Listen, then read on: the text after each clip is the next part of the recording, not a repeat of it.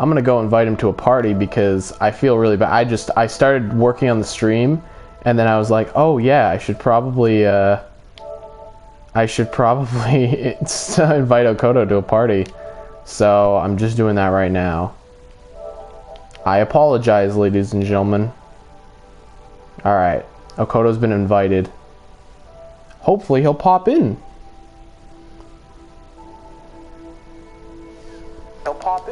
Turn that down a little bit.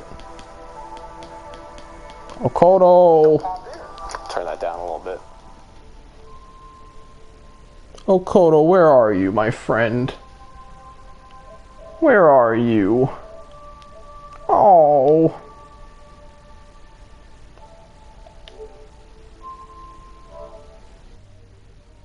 Welcome back to Spider. There he is. Alright, I'm glad I didn't scare you this time. I was like, I'm gonna scare him. I was like waiting. I was expecting you. You sound like a freaking teacher. You're like, I was expecting you, boy. Boy. How you living, chicken man? I'm living pretty alright. I'm pretty good. How about yourself? What's that? That's from a movie, How You Livin', Chicken Boy, or something like that. Dude, I really love that now. How you living? How you living? Have you seen that skateboarding kid? The movie with the guy or the skateboarding kid, the movie where there's a talking skateboard. I remember the one with the talking baseball bat, but no, you mean what's it called, Babe? Yeah. It's not called Babe. I mean, that makes sense. Of Babe Ruth, the famous baseball. Well, Babe Ruth was in it. Remember, Babe Ruth was like. I think of like. He was like Yoda. Yeah, he is like Yoda, like he was in The Sandlot. He was like freaking. Yeah, Yoda he was in that too. You're right. Yeah, Sandlot. I remember him more. I want to see the Babe baseball bat. What guys? Or someone, please find the movie where I watched that. I got that from Blockbuster, and I loved that movie. Oh, there's a movie called The Babe with John Goodman. The Babe. Yeah. Are we already streaming? Yeah, we're streaming. I started it before I even added you. I'm sorry. Oh, alright. Well, hi everybody. Yeah. Did not know. I was like, the way you were talking, I was like, oh, are we streaming right now? No, I'm sorry. I literally, I started streaming, or like I started booting up the stream, and I was like, oh, wait a minute, I still need to add you to the party. I was like, all good. Yeah, welcome. Thank you. I like the title, The Ooze Rises, but let's see. It's like a superhero title. Yeah. Okay. I think of the symbiote. Ivan Ooze. Ivan Ooze. The Power Rangers villain. Oh, I'm in a goofy mood today. All right, you know what? Yeah, no, that's good. You gotta be in a goofy mood some days. Goofy mood. Gotta say, I had a pretty okay day. What'd you do? I was gonna go swimming, but it started to rain, so I'm thinking I'm doing it tomorrow. But I was saying like, oh, today's gonna be like my kind of off day, and I was gonna spend all day tomorrow to do stuff, but it kind of switched around. I didn't get everything done like I wanted to, but that's a shame. Anyway, I'm here talking to you now, and I'm pretty happy. That's cool. Oh, I'm doing this stupid mission where I need to like blast myself to radio towers. I forgot about this. Oh yeah, with the police stations or just like you gotta follow the green line. Yeah, you gotta follow Harry's line. What's the goddamn movie where the baseball bat is talking? I want to figure that out. I know it. Oh god, I feel like I got a league of their own. Yeah. Oh my god. I wonder if it's It's called like Little Runner or like The Little Boy or something. It's not called The Little Boy. But baseball animated movie. Let's search that up. Search up movie where baseball. Oh yeah, no, everyone's hero. Oh, okay. I wouldn't have guessed that. No, I wouldn't either. That's the worst title. That's a pretty bad title for that. It was that was the movie. The movie's plot was the Babe Ruth's baseball bat was talking, and he needed to get it back to Babe Ruth. I remember. Oh god, yeah, and the kid's actually wearing a Yankees hat. Like, oh yeah, he looks exactly like you, Okoto. God, it's every kid from every movie always looks like you. Dude, Whoopi Goldberg was in this movie. Oh, she was the baseball bat. Yeah, oh she my was God. she was baseball Batletta. That's the funniest thing ever. Oh my. There was also a talking baseball. Remember that? Oh yeah, look, it's got like a little bow in its head. You ever seen the one from Goosebumps, the trilogy one where it has like the mouth and everything? No, I'll just show you that. It looks great. You you freaking watch Goosebumps all the time. Listen, I love Goosebumps. Not all the time. It's so stupid now, but it's memorable. Like, I'll be honest, I've read a lot of the books and they're pretty bad. It's only the covers that are appealing. No, legitimately, Goosebumps was like the funniest thing. I loved it. I think last Halloween I just rewatched like a bunch of Goosebumps and I loved it. It's like one of my favorite shows to watch during Halloween because it's so funny. I love the one where I like the one where he gets Harry. That's a good one. Yeah, My Harry's Adventure. And most of them are based off the books, like they are obviously. They did some, like the worst ones are ones that they didn't base off a book. Did they do ones that weren't based off of books? Yeah, quite a few of them. There was one called String Peas, and it was a really weird one where a young boy has like a new sibling in the family, but it's like they got the wrong baby, so it's like a alien, like a reptile baby, like a Renzo baby. A Renzo baby. Things, and it has like the worst special effects with like it doesn't show the baby as like a lizard, but it shows like with its eyes, and it's really creepy and it's stupid. It's actually not creepy. As a kid, it was. Yeah.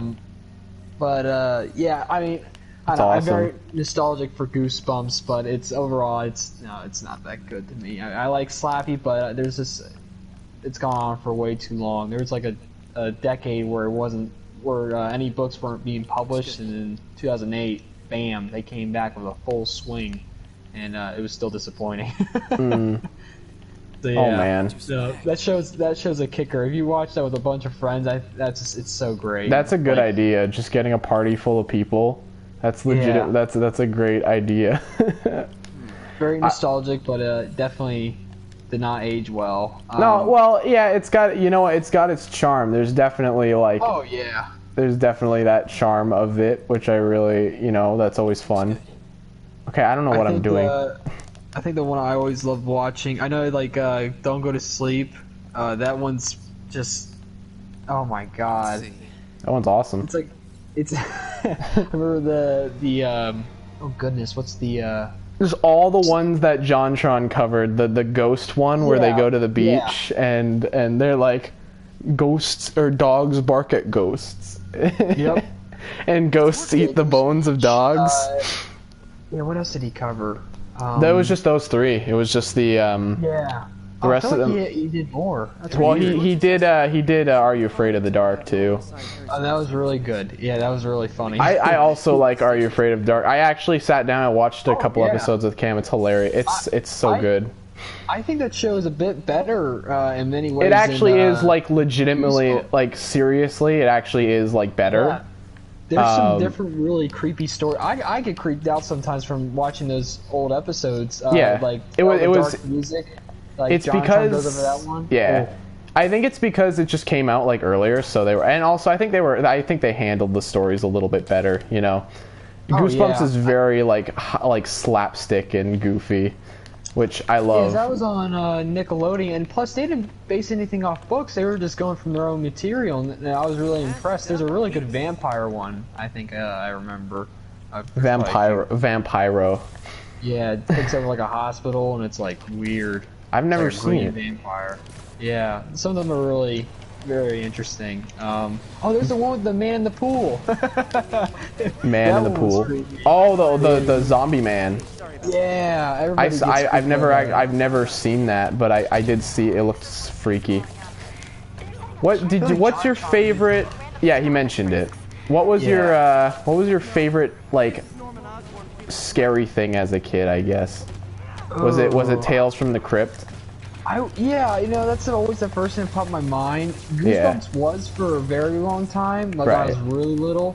I knew about the show before the books, and Cartoon Network used to have this really creepy advertising for it, and me and my sister watched the Horrorland episode. We were just terrified. Dude, okay, we got to talk about that Horrorland episode. It's like the best episode of the entire show. I love the whole concept of Horrorland, but I think there's a lot of cool, different things they could have done with it.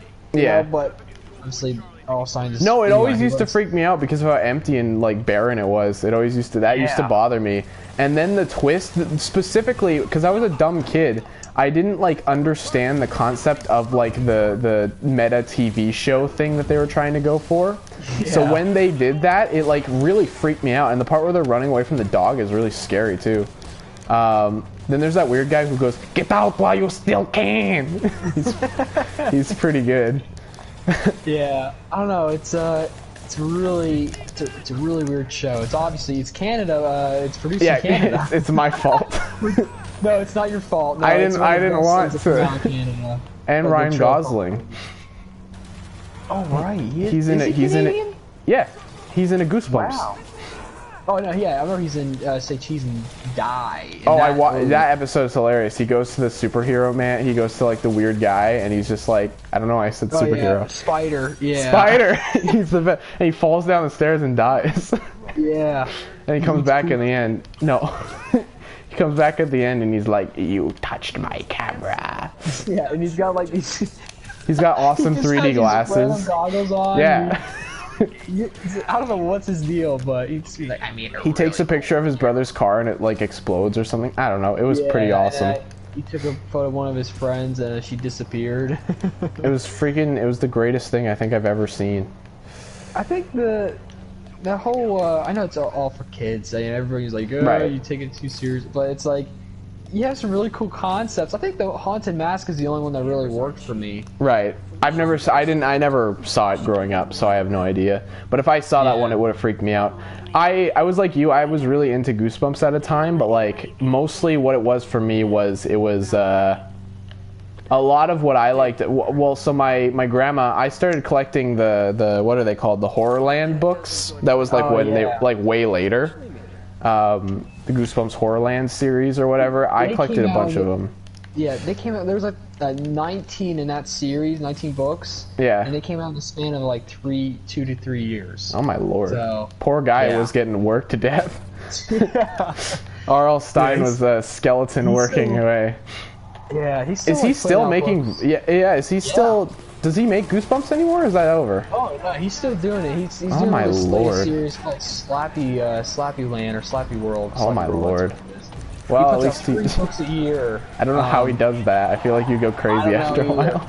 I feel like if the only series I have a complete collection of for the Goosebumps series was when I was like the most interested was the Most Wanted series. And it's not half bad. They focus on like the most famous monsters or ideas or creatures from the series, and it's rather short. It's like 15 books, but for weirdly, one of my first books was, you remember the one with the egg on the front of it and it had the eye sticking out? Egg the red egg for breakfast? I don't think that's what it's called. Oh, there's one with freaking eggs from Mars or something. It was like My Pet the Creature or something stupid like that. It was a Goosebumps Horrorland book. It was like way later. Oh, I'm thinking of the original series. Yeah. Creature something. Creature feature. No. I don't know. There's one called Creature Teacher. And that's wow. Yeah, that's was weird. Cool. Actually, I think that. Wait. What, you say it's like an egg? Yeah, it's like a red egg. Oh, my best friend's a monster. I think that one. I have that one. Yeah. No, so so that was like one of my first books growing up as a kid, and then I ended up owning like 2 of them because I liked it so much I bought it a second time like an idiot, and I already owned it.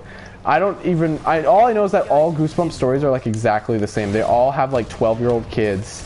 Yes. And I remember reading that even as a kid. I was a stupid kid, right? But like I was even like, why are these all stories about like 12-year-old kids? It was kind of weirding me out.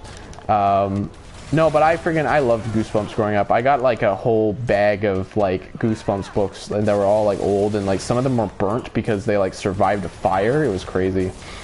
Weird. Yeah, but I'm kind of like ignoring trying to do the mission right now because I want to talk about Goosebumps some more. But oh yeah, but Goosebumps is crazy. It's got a fascinating history. It's gonna be like in 2022. It's gonna be 30 years old. Oh my god, that's insane. Yeah. That's crazy. Wow. Even that doesn't even sound real. It wasn't too long ago that Alien was like 30 years old. Now we got like, now we got this. Yeah, that's the legacy. I mean, that's why it got a movie and stuff. There's obviously a huge legacy there. Yeah. What do you think about the movie? I like the first one quite a lot. I mean, I have to watch it again. But I think you could just leave it at that. I don't even think you need to mention the the other one. No, yeah. I don't think anyone cares about the second one. That was a quick cash grab that failed. So. Isn't there a show? They're working on a show. Oh, and, they're working on a show. Yeah, I'm really intrigued by it. It seems like they're gonna make it for all audiences. That'd be cool. Yeah, and I'm really excited to see. And now, since we've had so many new stories since the original series, that's focused on the classic Goosebumps in the 90s. We can get a lot of different ones from the Horrorland stuff, the later series. So I'm excited to see how they're going to adapt that, and I hope they do their own thing. I kind of want that more. I've always loved the anthology idea for a series, whether it's horror or not. Like, I love Twilight Zone, and that's a mix of everything, the genre. It's really great. Is it animated or is it going to be live action? Do you know? I'm pretty sure it's gonna be live action. Okay. I don't know. I mean, I can kind of see him doing. I don't know. It depends with the animation. You know, I don't know. It's true. I have a very cartoony art style stuck in my head, but they want to make it look scary. Obviously, it's like I would think it would be live action. They've done kind of a soft reboot in a sense of a Goosebumps series. It had Arl Stein's name on it, The Haunting Hour. I remember that. Yeah, there were some really creepy episodes that freaked me out. One with the doll and the pumpkin heads. That's why I love that. Yeah, so there was one with the ice cream man that always made me laugh. It was the kid from Dive and Wimpy Kid. Oh yeah, I remember that. Okay, answer me this. So a couple days ago I watched. Was it yesterday? No, it was a couple days ago. I watched Gremlins again. Ooh. Been a long time since I've seen that movie. I was showing Cam. I've actually been on a binge of just showing Cam random movies like Back to the Future and stuff like that because he's never seen any of them. Cool. And the third one isn't on Netflix for us over here, so we're just out of luck when it comes to that. But which is a shame because I've always liked the third movie quite a bit. I know I love all three of them for each individual reasons. I think 2's a fantastic sequel, and then 3 is a perfect conclusion. I love how it takes place in the whole. It's the second movie. I love how many times it foreshadows or references the third movie being taking place. You know, and I love that. I don't know. All three of them are really great movies. Great trilogy. Well, as I was watching the movie, I kept like talking to Thatch the whole time, and I was like, they do a lot of really clever things in that movie. Like they, first of all, I really want to get a shot here of Peter all curled up like a spider, just in his natural form here. This is really gross looking. I'm trying to get like, ew, he looks like a freaking rascal. He looks like a punk. What? No, but there's a. So yeah, what was I talking about? Something about something. You were talking about Back to the Future 2, right? Yeah. So in Back to the Future, there's a lot of really clever jokes in that movie that they set up really early on, which I love. Like there's a joke like maybe I'm thinking about the first one. I think I'm thinking about the first one, but they set up jokes like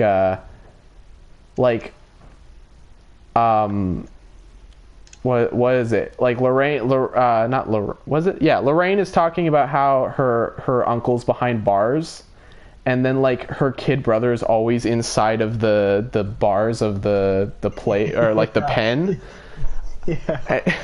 It's just really clever. it's like stuff like that, foreshadowing and like. Yeah, it's a lot of simple details that they make. It works so well because when the movie starts out, you're laid out with Marty's life, his family, and when he goes back in time, he sees how it all was before, and it's really and seeing it all unfold, it's just really awesome. I think it's amazing. I watched all three of those movies the first time a couple of years ago. Yeah. Like 2018, I think around my birthday. Yeah, I remember when we were right, because I remember we were like, oh man, we love Back to the Future, and you were like, I don't like. Yeah, you're like I don't like it. I've never seen it. I didn't see it that time. Or at that time, I think you said something like, I don't know, and we were like, what? Honestly, I've heard little to nothing about that movie. I've heard some praise about it, but my dad's not a fan of those movies. That's probably why I was never introduced to them. Like Star Wars, I immediately was when I was a kid. Alien, a bunch of other famous movies, but not Back to the Future. And then now watching it, now it's like one of my favorite movies of all time. The first one. Yeah. So it's weird, as I was like, this is my freaking kind of movie. Right. I think it's a movie for everybody. Honestly, it's just a fun movie. It's great storytelling. It's perfect. Everything. It's like, and people say the time travel's freaked in that movie. I disagree. I didn't get confused. Well, the first so time the thing is that Back to the Future handles its time travel in a very goofy way, which is fun because it's very simple. It's like a simple comedy, right? They're not going back and like, it's not like the stakes are high, but it's not like a serious movie. It's a comedy, right? It's not trying to take itself like super seriously, which I've always appreciated. I love the part in the first movie where the freaking Libyans come out of nowhere and shoot Doc Brown and kill him in the first 10 minutes of the movie. That's the best part. It's the greatest thing ever. I really like those movies. They're classics for a reason, and I really hope that they never get rebooted, because especially with friggin' what's his face, Tom Holland, I would hate that. No, it's just one of those movies that doesn't ever need to be remade at all. It'll happen eventually. There's no way it won't happen. But just those people are gonna be dumb enough to try it. So. Oh God, yeah. Once Robbie kicks the bucket, No, I'm sorry. That's a really mean way of putting it, but Jesus. It's true. I mean, once what am I doing? I need to look for a keyhole. Oh, right. There it is. I didn't even notice that. I really don't like the realistic looking parents. I don't like that. Whoa, this is a crazy looking. I like how you put that. The realistic parents. I mean, they are. It's just a real human picture of real parents. It's really scary. Martin Lee. All right, so I'm on one of those missions from Harry, and now it involves drones and Harry Potter. Harry Potter. Harry Potter and the Half-Blood Prince. That's a series I have never cared for. Yeah, that's fair. I've read all the books. I've seen, I think, pretty much all the movies. Yeah. And I just couldn't get into it. Legitimately, I think I actually I only I really only like the first two movies. Every other one, I lost. Yeah, not just saying the same thing. It's got that. Well, keep in mind the first two movies were directed by one particular guy, and once those movies are over, they completely switch teams, and I just didn't like the direction they went in.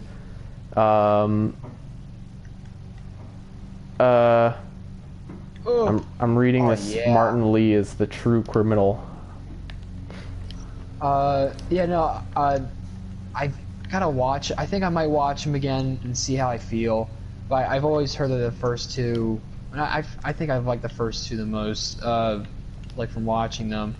But that's when all the kids are younger, and then it gets a bit darker as the series goes on, because they're older, and I guess they're getting more complicated. I mean, it makes sense thematically. I just don't. I like the wonder and the childlike innocence of the first couple movies. It's more. What's the word? It's whimsical. Yeah, whimsical. It's beautiful. There's more color. I feel like it's more vibrant. Yes, those movies give me a very So this is the thing. This is color theory, my friends. The first two movies are very gold, very very bright and goldish. The other movies are very green, and I don't like green. Is just not an appealing color to put in a movie. Joker's very green, Oh, that's not. Don't touch that. Well, I mean sickly green, just gross, for the entire time, grimy green, and blue, very blue. Oh yeah, and that's been done way too many times. Sad blue. Every here and there, but if it's the entire movie where everything's tinted in that color, it just doesn't look right. Right. Endgame's very blue, at least when it starts. There's that shot of New York in the beginning where it's just like really, really like like baby blue. It's scary. Baby blue. I'm playing as Peter Parker. Like, look at his dopey face walk around this stupid. Who else would you be playing? Oh wait, never mind. Miles Morales in Spider-Man. Okay, hey, speaking of that, yeah, we never talked about that. Wow. Well, actually, I don't think we haven't played since that announcement. So, yeah. good thing that happened. Okay. Yeah. So yeah, the PS5 announcement came on, and it like immediately kicked the show off with what everyone thought was going to be the Spider-Man sequel, because obviously, right? Yeah, come on. No one knew. I don't think anyone like knew, even considered like a spin-off. I don't think that was even something people were like prepared for whatever reason. I don't know why, but like, I guess everyone just immediately was like, yeah, it's the sequel. But like, realistically, think about it. The game just came out, like at least like a couple years ago, right? I don't think they'd have time to make a full-on like sequel by now. You know, games take a lot longer to develop than that. Oh God, yeah. So, and since this, I don't really. There's a lot of mixed reports that I'm getting, but it seems like it's mostly just a. It seems like it's mainly just a, you know, it's just a upscaled version of the PS4 game, but with its own story or something. That seems like what it's, and like new environments, kind of. That's what it seems like it's going to be, which is fine. You know, that's a very. It's taking place in the winter time. It looks like it's 1 year after. Yeah, that's pretty. It's got that Spider-Verse aesthetic, which I like. Which means Miles is 16 years old. Wow, but he still sounds terrible. He still looks, well, he looks like a 24-year-old. Yeah. So it doesn't, sure I don't think it works. I'll be honest, when I first watched that trailer, he's like, okay, you know, I don't even. That's really funny. Like, listen, I'm mixed on that game. Well, I'm not I'm not a particularly big Miles fan, so especially from this game. And I get what they're trying. They're absolutely 100% trying to capitalize on like that Spider-Verse market. I get it, because Spider-Verse made Miles like a huge deal or whatever. Not saying he wasn't a huge deal beforehand. I just think that it definitely helped. A lot more publicity, I guess, or a lot more. And and you can tell from the game it's very inspired by like that aesthetic, I guess.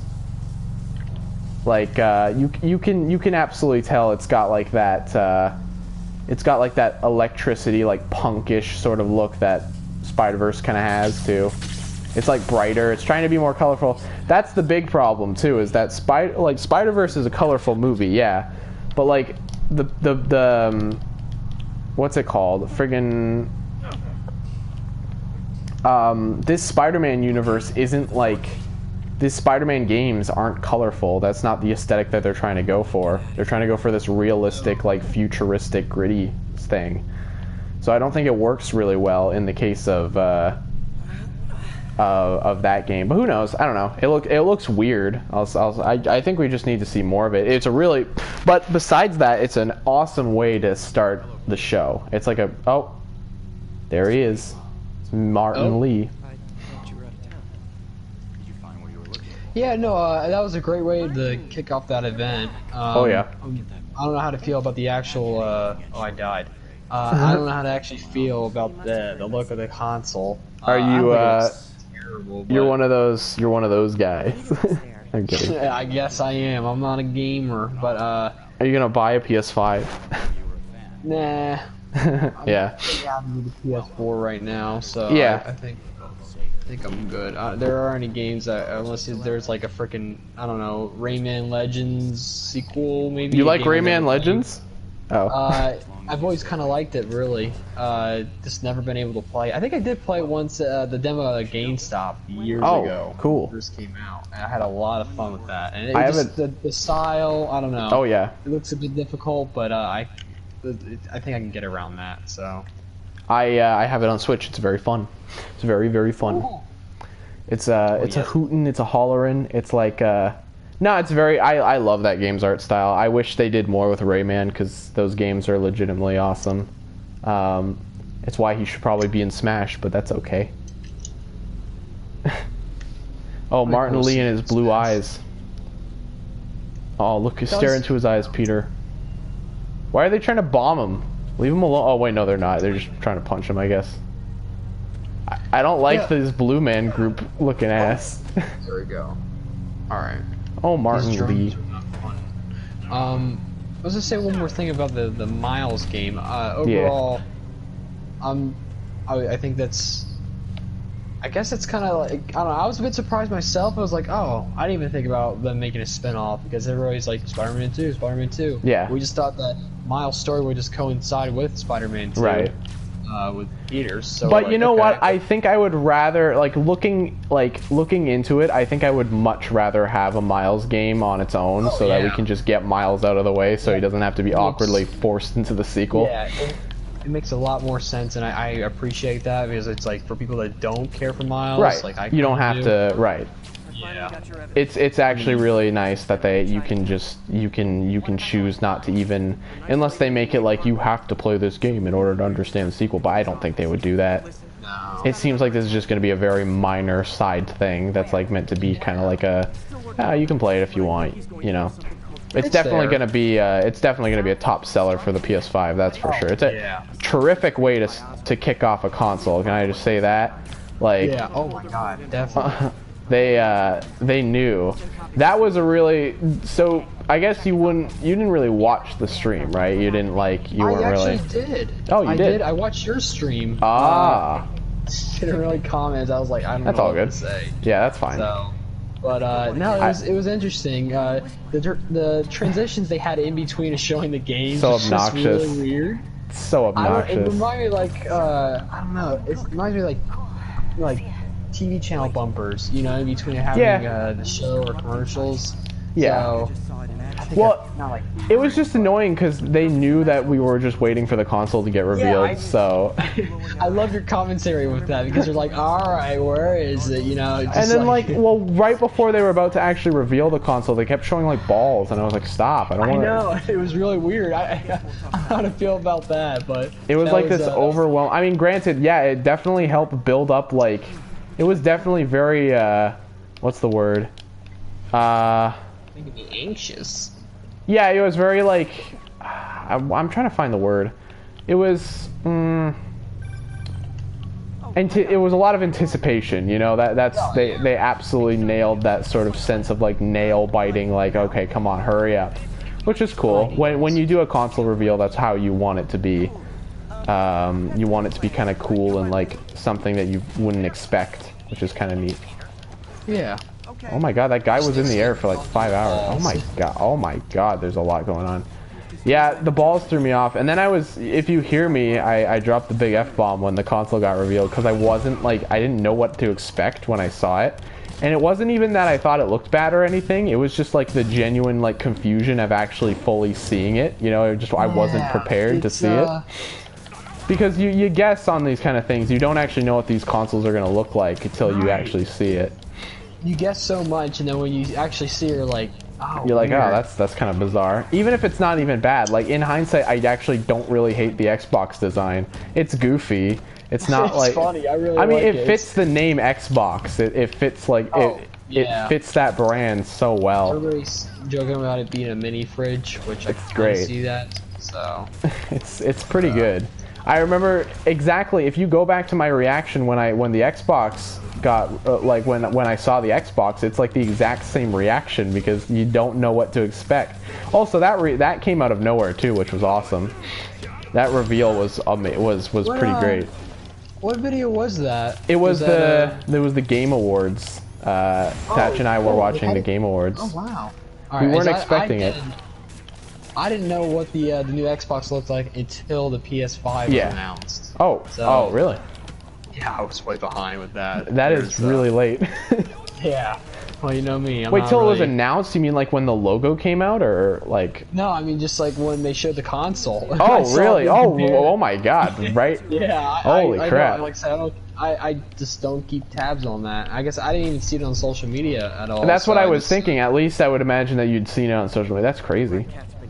Good job, man. Yeah, it's crazy that you just it's crazy that you could just have no idea until there's some things it's oh shoot, that's that existed. Okay, because it's something we were like anticipating, and it's like, oh. Oh yes, but oh wait, whoa, what am I doing? There we go. Ooh. Yeah, no, that was, so I actually like the console design overall. I don't think it's definitely not my favorite PlayStation design. By far, my favorite. I know people. My favorite is the first one. I just it's just like that classic console look that I can't help but just love that sort of style. Even if it's not particularly like good or whatever, I don't know. I've always enjoyed that aesthetic so much. I gotta look back at the first PlayStations. I have no clue. It's just a cube. Really it's just a giant like square. Oh. I own it. It's just sitting on my my mantle, and it's completely different from like what the PS4 looks like. The PS4 is weird because the PS4 is like, well, because PlayStation's had an identity crisis over the last few years. They don't know what the heck their consoles need to look like. I really like how the PlayStation 4 looks. Yeah. It's one of those things where you can have in anybody's house, and it doesn't stick out like a sore thumb. It looks like a movie player. Maybe that's just what I really like about it. It's black. I like the shape of it. It's I don't know. It's good all around. And I look at the PS5, and it's kind of like, I think it's really unique. I think it looks cool, but I just don't know if it's like, do I want like it's kind of like. I can't put that in a lot of spots, it looks like. It just kind of looks awkward, you know? I know they had the stand where you can put it up, like, vertical and then having it down. I guess that makes sense, but, Do you, what kind of PS4 do you have? I don't remember. I have the Pro. Oh, you have a Pro? Yes, I got Red Dead Redemption with, Lucky dog. With it. And I'm trying to beat Spider-Man as I say this because I want to at least start that or The Last of Us, and I want to talk. I would say you start The Last of Us first. Yeah, because that seems a bit easier for me to. Well, it's shorter. It's way shorter too. It'll just Red Dead 2 is gonna like if Spider-Man is taking you this long, Red Dead 2 is gonna take you like 5 years. Oh yeah. Well. I'm just saying, like that game took me way too long as well. That game took me like. Probably I'm just getting all like the little. I'm just trying to get 100%. Is like I've had the story done for like over a year, and it's. Yeah. Bad. But. No, that's true. I mean, yeah, I platinumed the game because I liked it so much. I really did enjoy that. I really enjoyed that game. A little bit. You've been playing it lately on the channel. The Spider-Man. Oh, The Last of Us. Oh yeah, no, I want to beat it before I get the sequel. Yeah, I know you got that today, right? Yes, I did. Well, that's why I meant I wanted to beat it before the I broke my combo. Oh well. Oh. I'm trying to get the combo for 35 hits or whatever. Yeah, no, I wanna finish streaming the first game before I play the second game. And the second game will be my genuine reaction. You know, that'll just be my my complete. Because I don't think I've played a game on here really. Besides, I don't think I've played a game fully that I've never actually played. But like, I don't think I've played a game that like is brand new to me on the channel yet. Yeah, I mean, kind of with the Persona game, but I've already played the base game a couple times, so I already know most of the game. There's some surprises in there that I haven't seen. I guess I played an indie game called Hue too. There's that, but that was that's not like a, I don't know. You're not going to get very many reactions out of that. I guess it's just kind of a simple game. Right. Oh, I'm sorry, I'm rambling. No, you're fine. No. Dude, we all gotta ramble sometime. We all gotta ramble, boy. Ramble it's all good. On, singing this song. That's a good song. Oh wow, there's a place called HL Oil here. That's cool. It's House Legacy Oil. Yeah, that's cool. There is one game that I have been looking into a little bit here. What is that, my friend? You ever heard of the game? And I'm pretty sure you have. I think you've used music from it before, possibly. I don't know. It seems like a game that you would know about. Medieval? I think I said it right. Medieval? No. I'm kidding. Yeah, I know what you're talking about. It's medieval. Yeah, it's spelt weird. It's just medieval though. Okay, yeah, no, that game's awesome. It's hard. Oh really?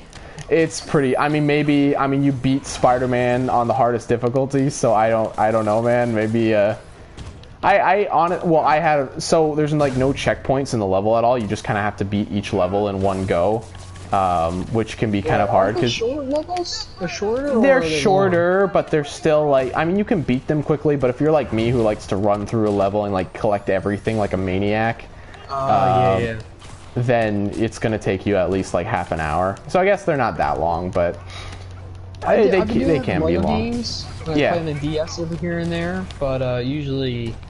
No, medieval's awesome. I would get it. It's got a great art style too.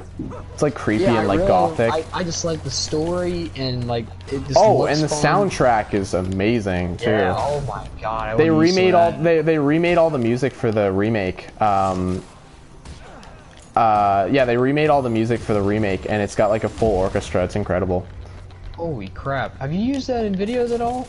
I used it in. I was talking about it once, but I didn't like. I haven't like actually used it. It's too like overbearing for a lot of my videos. Like it's just like this really dramatic orchestra. So. It's beautiful. I have an idea to use a few songs, and man, it's just it's really great. It's awesome. And I heard they're working on possibly the remaster for the sequel. Oh, and cool.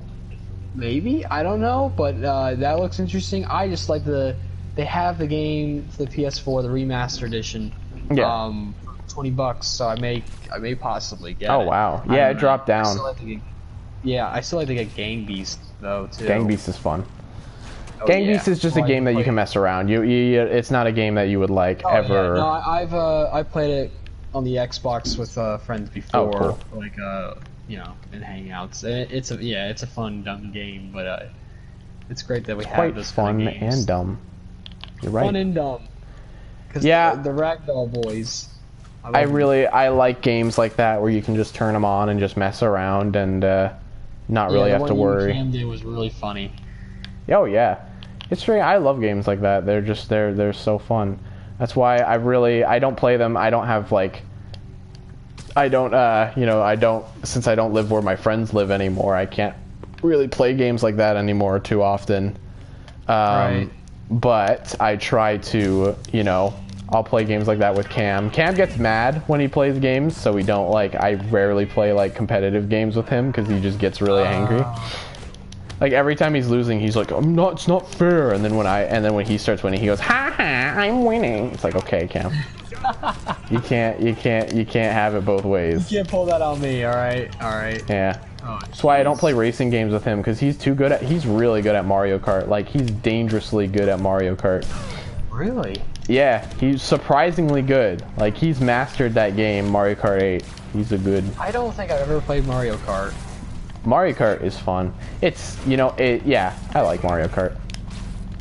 It looks like a lot of fun. It's crazy. I was thinking about it today, and my game collection is just getting like ridiculously big at this point. Like I've got way too many games that it's getting to the point where I don't even I used to be able to if you asked me what games I had in my collection, I could tell you every single one of them. But now it's getting to the point where I own games that I don't even remember buying,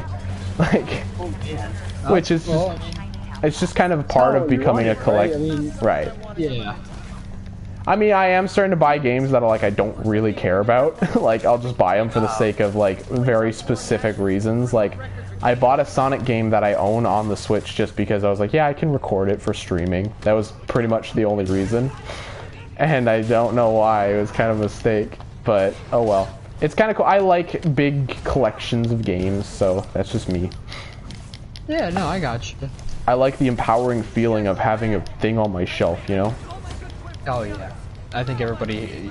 Thatch has that with Blu-rays. I have that with books. And yeah, well, Thatch is kind of sick, and we should cancel him. So. Oh my god.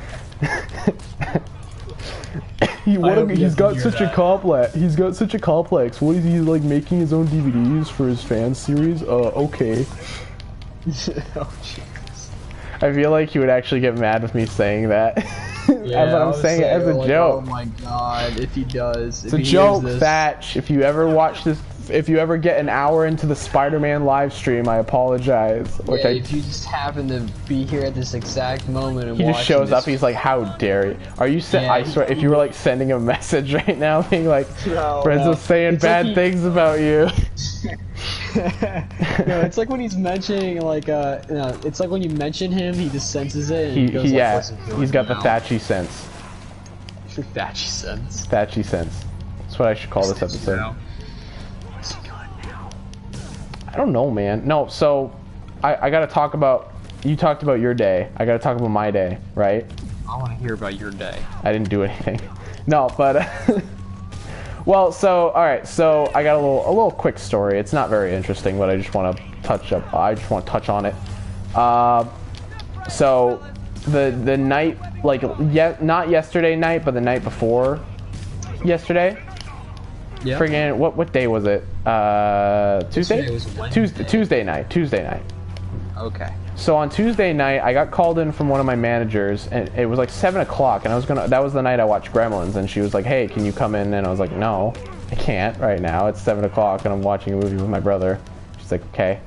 And then yesterday morning, I had just opened up iMovie. I was ready to edit footage that I had filmed on like Monday. Ooh. And the moment I pull up my computer to start editing, my manager calls me and says, hey, can you come in and do a shift from like 12 to, it was like 10 o'clock. He was like, can you do a shift from like 12 to 6? And I was like, I didn't have any excuses prepared. I was just like, yeah, sure. I really didn't want to go in, but it was like an impulse thing. I was like, yeah, I think I can do that. It was so stupid. I wish I need to write like a book of like prepared excuses that all sound like realistic, so I could just be. I really hope my watches this video. Yeah, this is why I keep my YouTube stuff private for my managers, because if they knew, I've said some not good things on here, but Ruh-roh. No, but yeah, but anyways, yeah, I was like, yeah, I'll come in. And I came in, and that was like one of the worst. It was a terrible shift. But I was like, I got home at a decent time. My legs hurt so bad after that. I was like, okay, I'm just going to go to bed. I went to bed. I slept in this morning. And then today was a little bit more eventful. So this morning, you know, I checked the EB Games, which is like GameStop for Canadians. I checked the email. And it was like, hey, your package arrived. I'm like, what? It did? It wasn't supposed to arrive till tomorrow. That's cool. So I recorded an awkward video of me stumbling out of bed.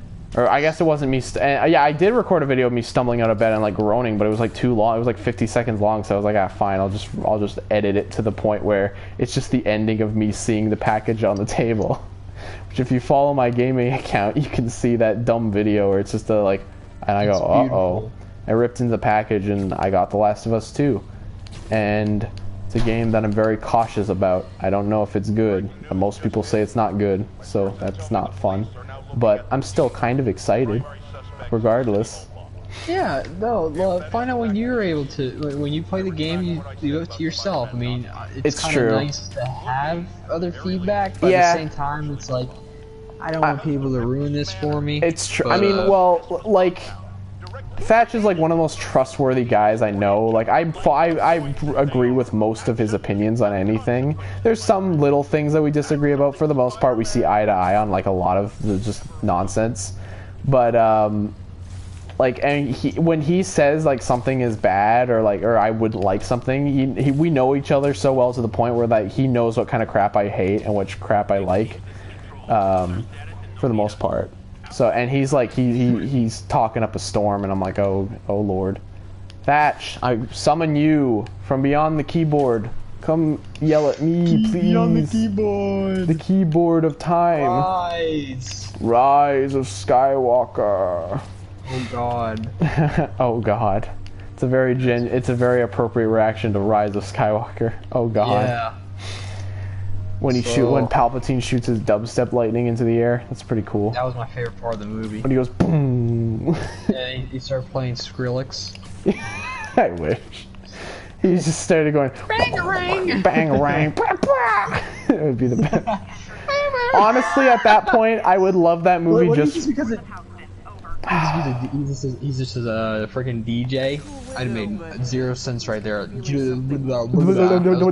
Honestly, at that point, it would be so funny that I would have some respect for that movie just for like not treating itself seriously whatsoever. Yeah, I definitely would too. Like at one point, you got to just be like, well, what are we doing with ourselves? You know, what are we trying to do? Let's just give up. I want to become the best DJ in the galaxy. He just wants to make sick ass music. He wants to make sick funky beats.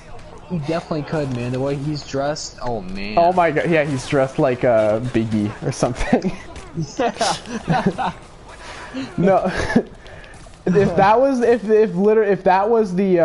was the plot, like he just wanted to be like the greatest like musician in the entire galaxy, that would be a way better movie. He wants to like be the coolest. I wish that was how movie plots work. What he wants to do. He doesn't want to return. He doesn't want to destroy the galaxy. He wants to destroy all the other rappers so he can be the greatest one in the galaxy. Including Kylo Ren, whose father was a rapper. Yes.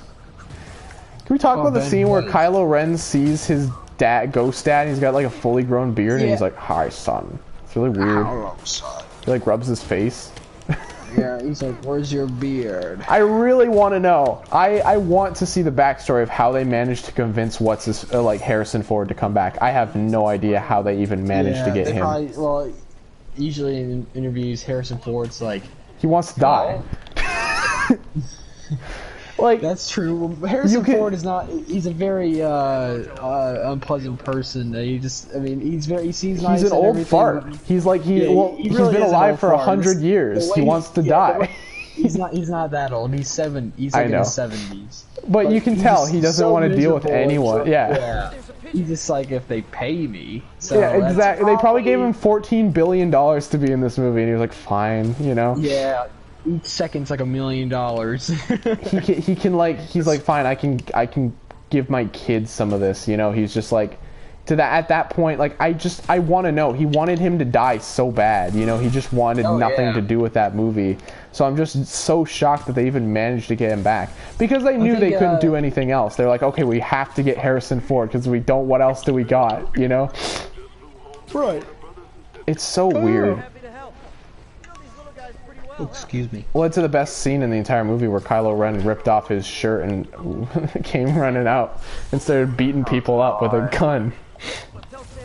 It's good. That was... Oh, God. I like the scene where he beats up on all the guys where he's just in, like, a sweatshirt. It's kind of funny. It's so not Star Wars. Gesture that freaking Han does in Episode 6. Where they're in front of the Endor base, where they're trying to blow up that generator to the I don't remember that satellite. Yeah, he's like, I've never seen that movie before. It's a good movie. I've wasn't a huge fan of it for a long time, but it's grown on me quite a bit. I'm kidding. I've seen it. I'm surprised that you didn't believe that I saw the third. That I haven't seen. There's some movie. It's true. People I know that haven't really seen Star Wars. I have not seen a lot of the most of the biggest movies of all time. I haven't seen. I got like an hour. I was saying, like, I didn't see Back to the Future until a couple That's years a ago. That's a good example. I watched Pirates of the Caribbean a few months ago, and they were awesome. I love those movies now. I think I've only seen the first one. I love the first one. Oh, the first one's great. The second and third are excellent. Don't watch the fourth and fifth. They're just terrible. Oh, I was gonna say, I thought people hated the third one. I thought that was the consensus. It seems like they do, but I think it's a great movie. It's a great ending to the whole trilogy. I think the third one is mostly like that it's too long. I think that's what a lot of people complain about. Yeah, it's like, I think it's almost like 3 hours, but man, there was a lot going on. It was just really, it picked up, I don't know, it's a really fun movie overall, and I don't know.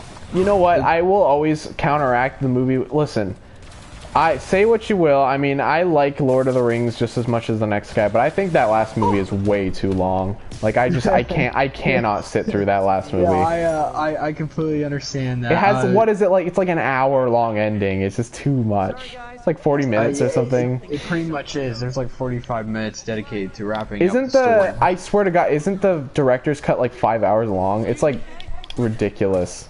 Probably, yeah. It's up to 4 hours, possibly, but yeah.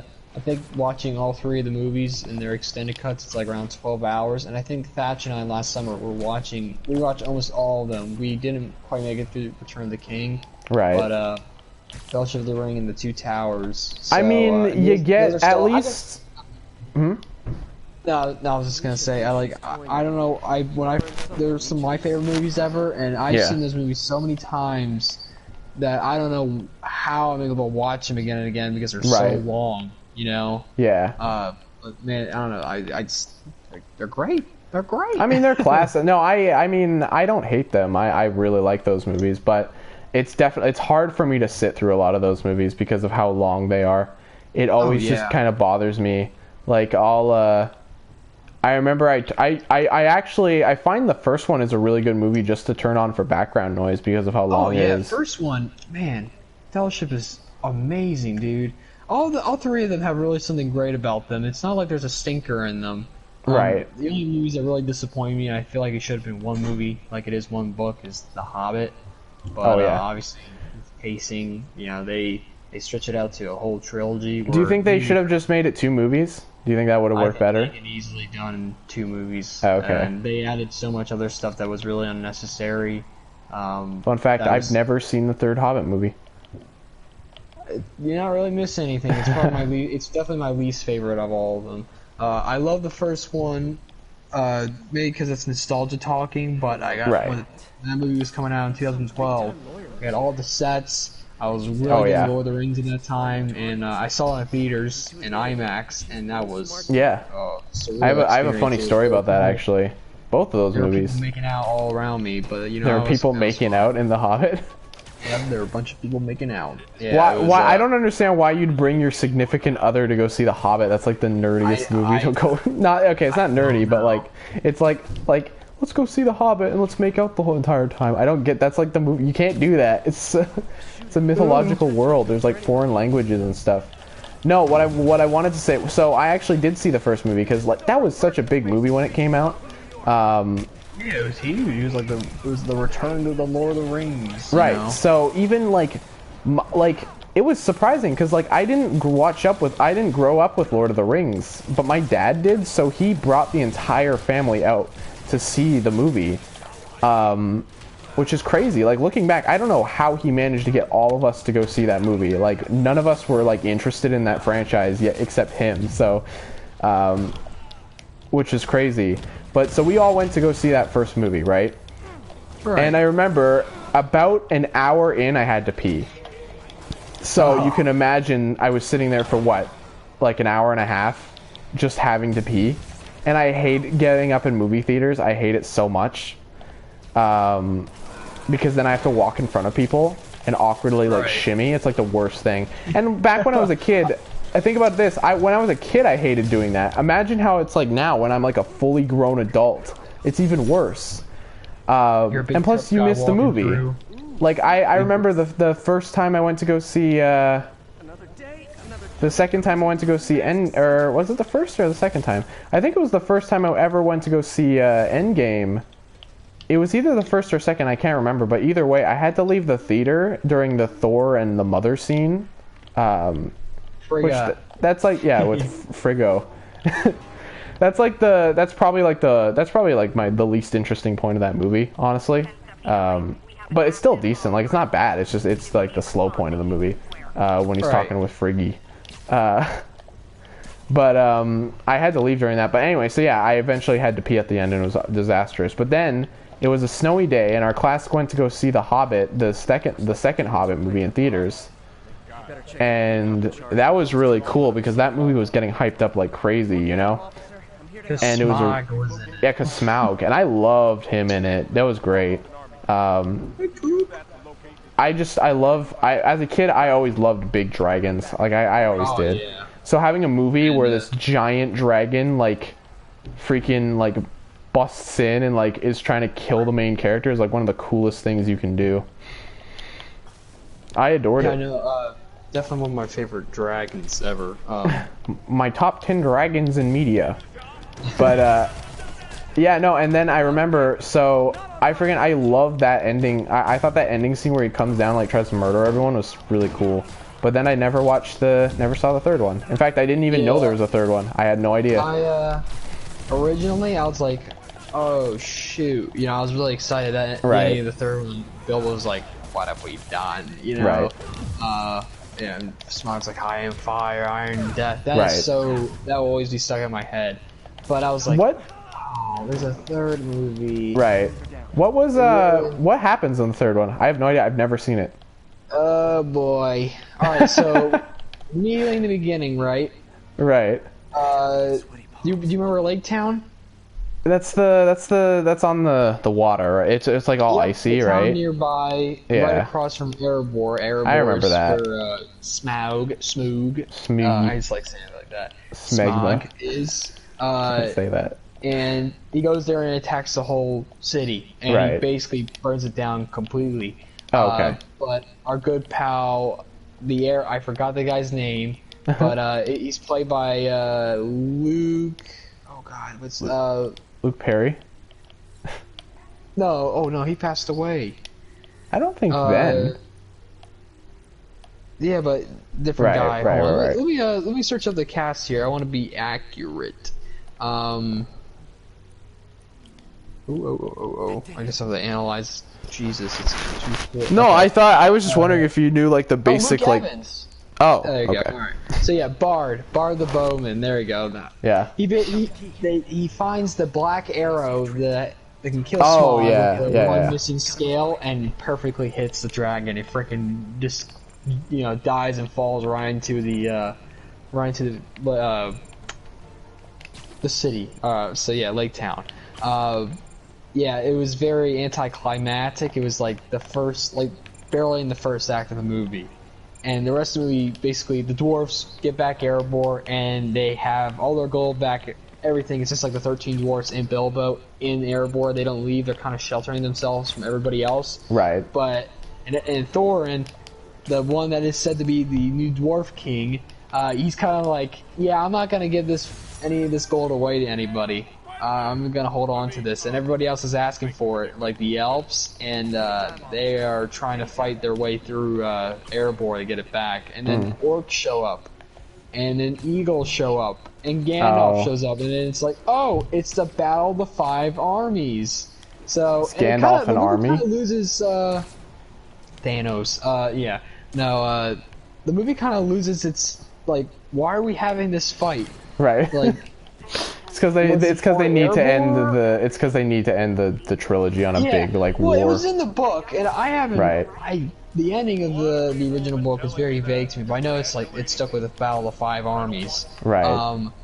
But I was like, I think it had a way different reason. It probably was executed very differently. It doesn't sound like it was very natural. Given with all the other the schlock they added to it. I think it really had a big impact on the overall plot of the movie. They had to wrap that storyline up. It was basically like the coming of Sauron, which we see in the first Lord of the Rings. So, yeah, that's the basic rundown. But yeah, I feel like the movie kind of loses its main idea of what the main point of the whole battle is. And the whole movie is basically the whole battle. I would say probably maybe an hour and a half in. The real battle starts, and I guess for the rest of the movie, that's all it is. Just fight. And then, yeah, the ending's not. I don't know.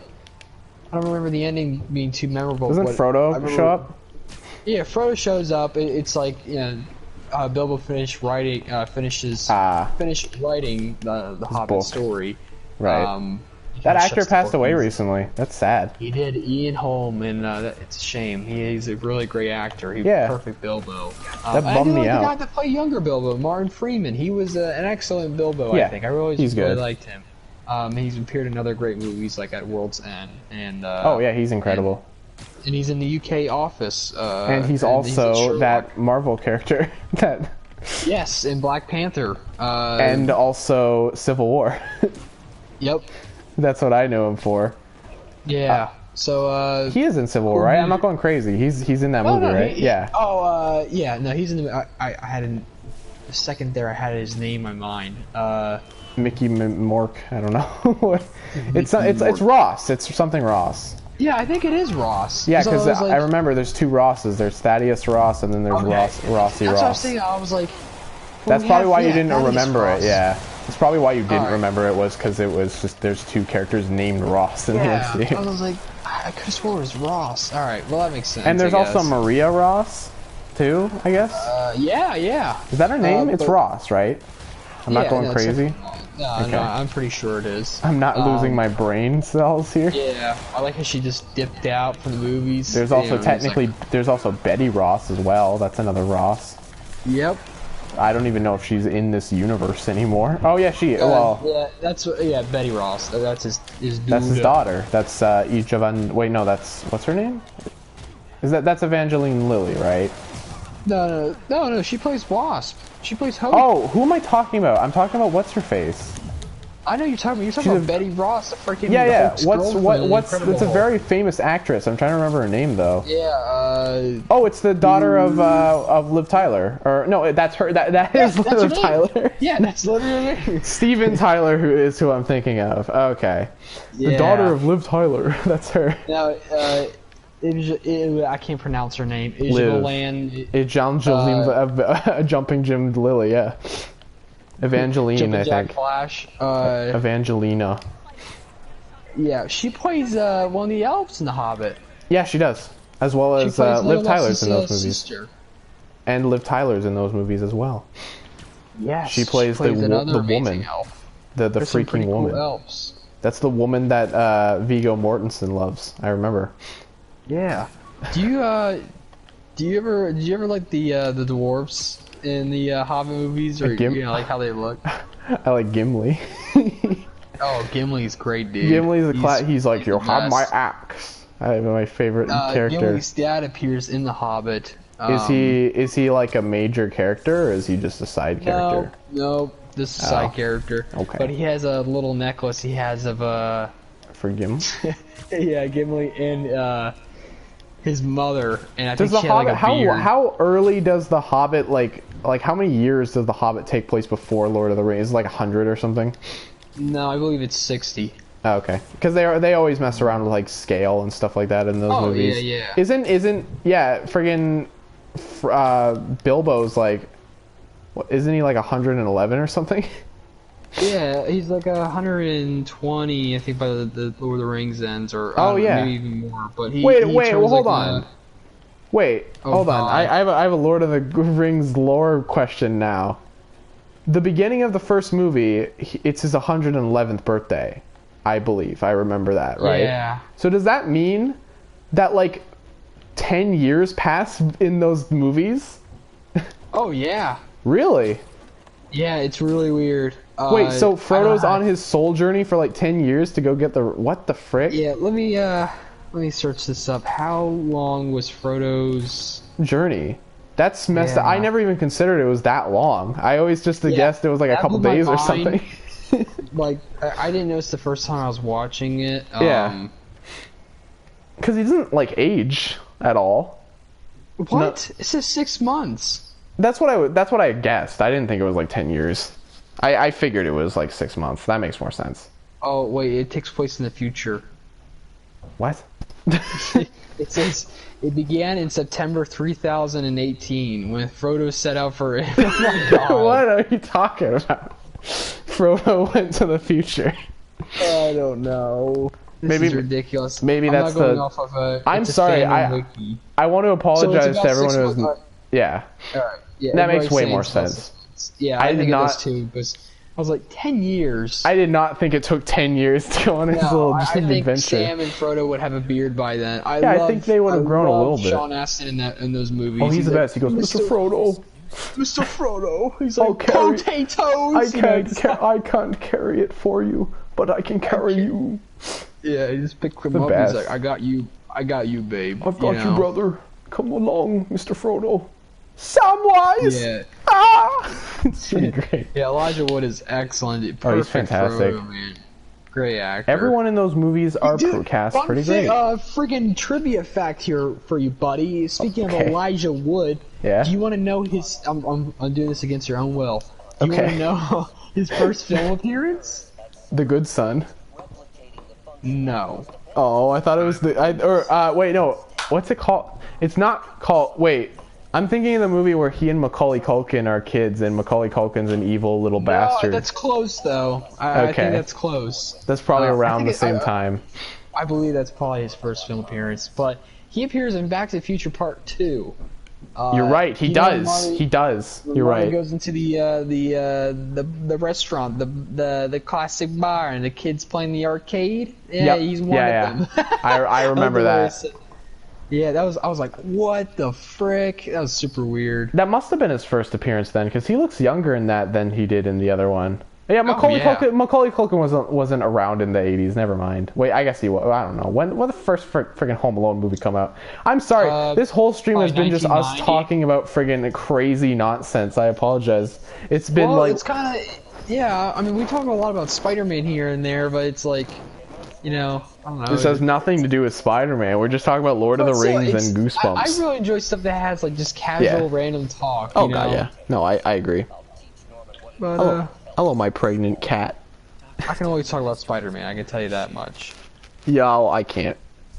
Oh, I can tell you. I know the most obscure Spider-Man lore that I know is probably like. I don't know. I actually don't know. Like, I have no idea. I like that you set it up. You're like, I set it up perfectly, and then I was like, oh, I have no idea. I'm sorry. I want to apologize. I haven't been making any progress like in story missions because I've just been running around doing random chores because I don't want to like. No, it's fine. So you sometimes have to do that. I got quite a few of the Harry missions done here. Ew. Sorry. So Doc Ock is looking at me really weird. He's like. Mm.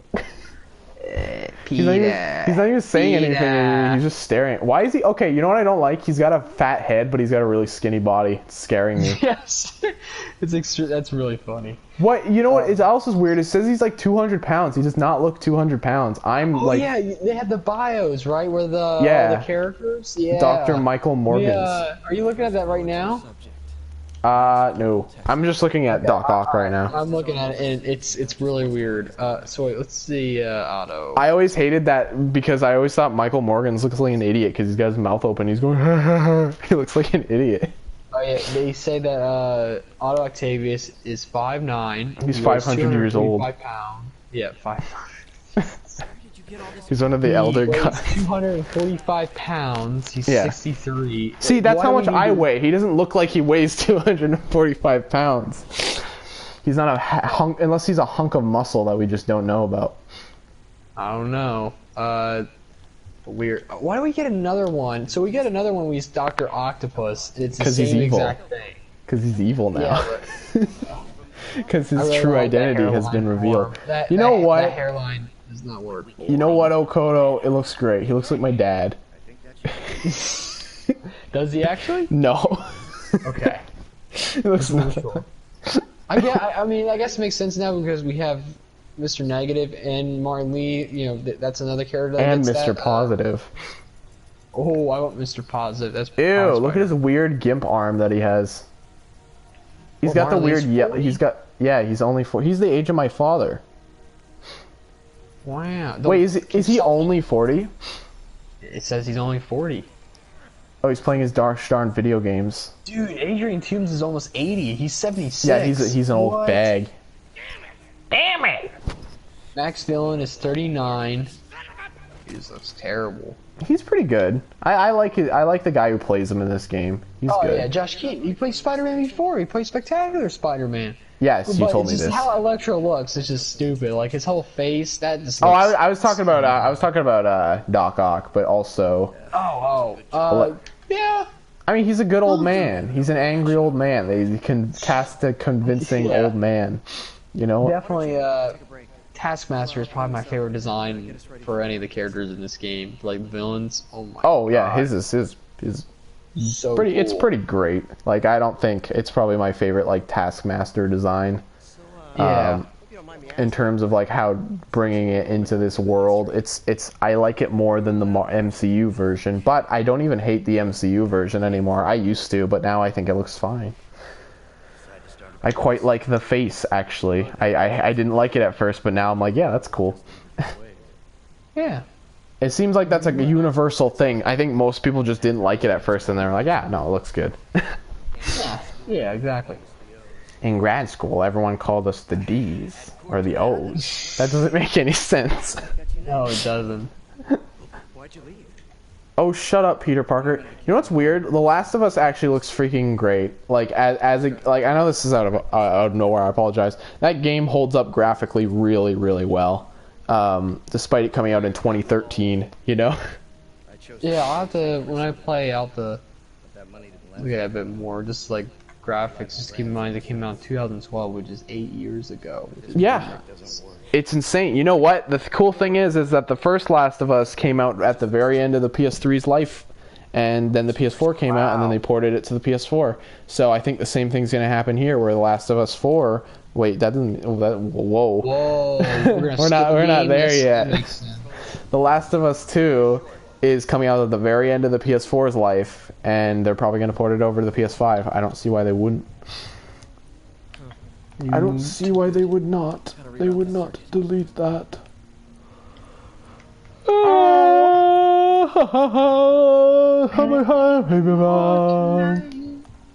What? Stop. Take me home tonight. Oh god, I was listening to anybody, dude. Oh my goodness. Oh yeah, I forgot. Tickets to paradise. I forgot about Edward. Oh, it's a shame. Yeah. No, I feel bad, but it happens. That's life. That's life. That's life. That's what all the people say. You're riding high in April. Shot down in May. Oh god, all these men are throwing bombs at me. I don't like that. All these men are throwing bombs towards me. What will I ever do in this scenario? Frick, there's so many of them. That is pretty bad. That's pretty bad. Oh, and I died, like severely. I don't know what I'm doing. Oh, I have a game theory. This is what I think I'm supposed to do. This is what I'm supposed to do. I'm a dummy. I didn't even realize what I had to do was inside my heart all along. I think I'm too late for realizing this, but I guess, do we have comments? No one's commented. Oh. It's a busy night. I assume everyone's out on the town having a good old brew. Yeah. Oh, Thatch posted some cool behind the scenes stuff. Did he really? Did he really? He did. Cool. I like me some behind the scenes. Same I'm sorry, here. that sounded sarcastic. I didn't want it to sound sarcastic. I really do like when game develop. Wait, what? That's not what I meant. Yeah, I fed Cliff, Mom. My mom's asking if I fed my dog. You feed your dog, boy. I always do, boy. I always feed my pup exactly when I've been told to feed my pup. Speaking of animals, how's your new kitty Dead. Indy? Oh. No. That was morbid. She's actually literally right here. Hold on, I want to get this on camera. Hey, can you speak? Speak. No, she's not gonna speak. That's okay. She just starts talking wildly. Well, she's like, hello. No, so for the first like bit, like I think we've owned her for like a month now or something, maybe less. Next step. Hello, kitty. Oh. Hello, kitty. For you to do by yourself. Sure you can handle I don't know. Apparently not, judging by Hello, today's kitty. You wanna come here? because I still haven't found another job. Hello, kitty. Hi there. It's okay. Don't worry, I'll figure it out. Ah, don't kick me. Don't kick. You're being mean. You're being a rude man. Weird. You're being a very rude cat dear. Sorry about that. It's all good, bro. Weird. For as long as we've owned her, right? She's not very meowy type. She's been kind of socially awkward, right?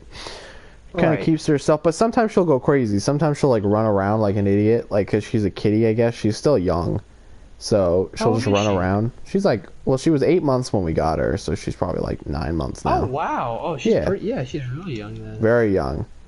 But lately she's been really loud and annoying. I like how you say it out loud so that you know, just like, I hope you hear Stupid this. cat. I'm yelling at it right now. No, but she's been like going just like walking into a room and going and it's because she is well, I don't want to get too graphic here, but basically she's a lustin, you know? Oh. She's a lustin kitty because she's not spayed, right? She's an unspayed kitty. So she's a lustin for the you-know. Oh dear. Oh dear. But basically, oh god, do I have to do all this crap? I don't want to do any of this crap, to be honest. I really don't. Probably shouldn't have to. If you don't feel like, you just do whatever else you're able to with the I don't know. I mean, I already promised, like, I didn't want 100. I promised I wouldn't, like, 100% this game by any means. I've already done it once. Right. I don't need to do it again. Mission, but yeah, no, I thought you were just gonna do like main story, but yeah, I don't need to play it again. I think I'm good. You know. Yeah. How far are we at? Oh, we're only an hour, and I feel like we've been recording for way longer. We've only been recording for like an hour and a half. Too. I mean, it depends how long you want to go on for. I'm good for now. Right now. I'm fine. Yeah. Ooh. I'm not tired yet. I'll be tired. I think it's usually. Oh my god! All right, so I'm swinging around as I do. Right. Right, and then a trash can just kicked up and started spinning in the air, and it just disappeared. It's pretty good. Yeah. Dude, I love nothing more in games when everything just ragdolls around. It's like my favorite thing ever in modern games. There was a really funny thing. I was playing Last of Us and I punched a guy I ran across the room and then punched a guy and went flying like 60 feet up. It was like the greatest thing ever. You could say that's broken. Like, people would probably complain about that, but I love that kind of crap. It's so fun. I would rather take that over just like boring shooters any day. I apologize, shooter fans, but like, I mean, I just like don't care anymore, man. I just don't care. I just don't. I can't. I'm sorry. I don't understand. I don't understand. I'm going to change this. Just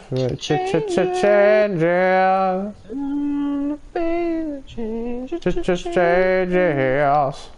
Don't want to grow up out of it. Love David Bowie, man. David Boward.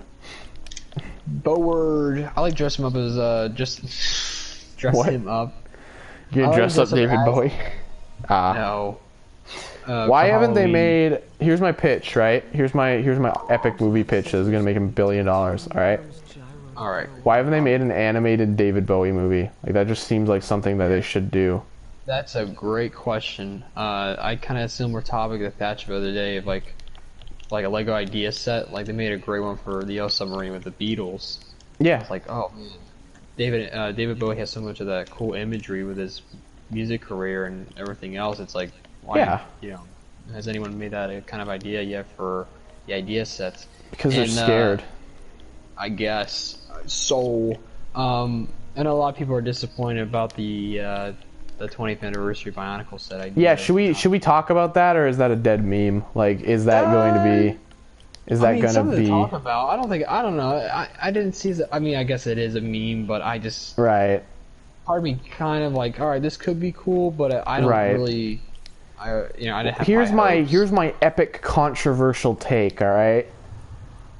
At the end of the day, no one's gonna watch this video no one from like that community is going to watch this video anyways. No. They're gonna have no idea that I even. It's not like I'm not even saying anything. Well, I'm just saying in case if you do. Hello. Hello guys, I'm Renzo Mox, aka Renzo Games here. You forgot.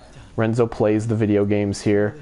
I just want to let you all know that this is the opinionated channel, and yeah, we do get real sometimes. Sometimes we rip the band-aid of. We get real here on the Renzo Gaming Show. We take jabs at each other, but sometimes they cut too deep. And let me just say right now that I'm about to get real with y'all, and you're not gonna like me for this next 28 minutes. But let me tell you, Jesus, yeah, this is gonna be the next in-depth discussion. No, here's the thing, right? I posted the picture of me being like, a Home Alone set would be kind of cool, because I just wanted to kind of counteract what everyone else was saying, where everyone was just complaining about Bionicle. I just wanted to be like the contrarian who was just like, hey, I just didn't want to say anything about it. No one actually contacted me about it, which was funny. I totally expected at least one person just to be like, what about Bionicle though? And I was like, okay. Here's the thing, right? This is going to be the most controversial thing I think I've ever said, and I'm not saying this just to be cool or edgy. Boy. I hate that, because now you said that, and now I feel like this next thing that I say is just gonna. No, you're fine. I'm probably gonna agree with you. I don't really like that set. Like, not okay. It's not a bad set. Okay. Here's the thing, right? I'm gonna be in the point of view of I'm gonna be that person that someone's not gonna like your opinion. Okay. Any way you say it. So. You'd be like, actually, Okay, well, it's not a bad set by any means, but I don't think like it really it doesn't really represent Bionicle as a toy line. Okay, the thing is, it represents Bionicle as story-wise, right? And a lot of people obviously like Bionicle as a story, but a lot of the people who grew up with Bionicle, like, I think most people didn't really, like, I'll be honest, I don't think a lot of people cared about the story. Okay, I know I'm just completely off base right now. I realize I'm not in the right now, but I'm trying to make it in a way that makes me try somewhat at least coherent. Okay. Alright, I think, okay. So I actually don't hate the set whatsoever. I think it's just a little weird. It's not exactly what I would consider to be like an ultimate Bionicle like tribute set. It's just kind of bizarre. But it's got cool things in it.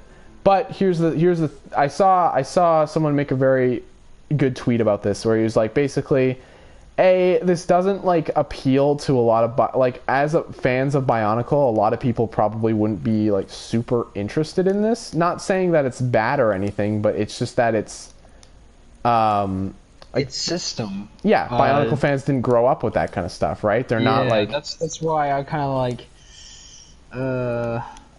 you know, it's like I think the set, like, it's a cool idea. It has a nice idea. It's a Lego idea. It's trying to honor Bionicle the best way it can, right? But it's not. You have to have like a sort of character. And Tahu is the one to have that. If you do like a simple re-release of his set, that'd be like a great way. Like, all right, 20th anniversary. Right. But I get where I like the ideas of it, but it's I'll let you continue. That's I mean, I'm trying to like summarize this in a way that doesn't make me sound like the dumbest idiot on planet Earth. Like, I'm trying to like actually like phrase this in a way that makes sense and doesn't make me sound like I'm just a crazy person. I don't know. It's that I don't think it would sell very well, like, just realistically looking at it, because the only thing it would appeal to would be like just like Bionicle fans, right? Which is not a huge majority of people. It's in terms of the Lego or product buying community, it's a very small minority, right? Yeah. As opposed, Seinfeld is like a popular show that like most people have heard of, at least. Home Alone is a popular movie that most people have heard of, and then the typewriter thing is just kind of like a cool, like, neat, like, novelty thing that like old people would see and go like, that looks epic, and then they buy it. So, like, Bionicle, it doesn't have that same appeal, though. That's the thing. That's my hot take. But honestly, it's, again, at the end of the day, it's not even, like, I don't know. Like, it's not even, like, I don't hate that set. I just think people were kind of way off base with that kind of stuff. I apologize if I sound like a Nimrod. I don't think you do. But say exactly what you think I am.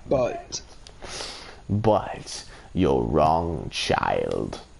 You are scum. Jedi scum. Why does it always come back to Palpatine? Because he's funny. Because he is funny, but man, he's really funny. I was talking to my dad about this, and I think I was talking to Thatch too. I was like, man, I don't think Vader should have ever. Why does Vader take orders from him? Yeah. You know, like, I always thought Vader goes by his own rules. Like, that, it's just, and he's such a dumb. I'm gonna get real with you guys, alright? This is an unpopular opinion, probably, because a lot of people I know that like Poopatine, I can't stand him. I never really liked him at all, if I'm being quite frank. It's just, I don't know, there's something about that character I just never he's cared stupid. for.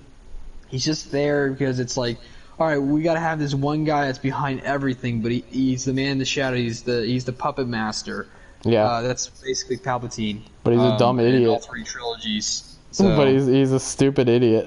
It's just like... he is. He talks like a Nimrod. He does. Oh.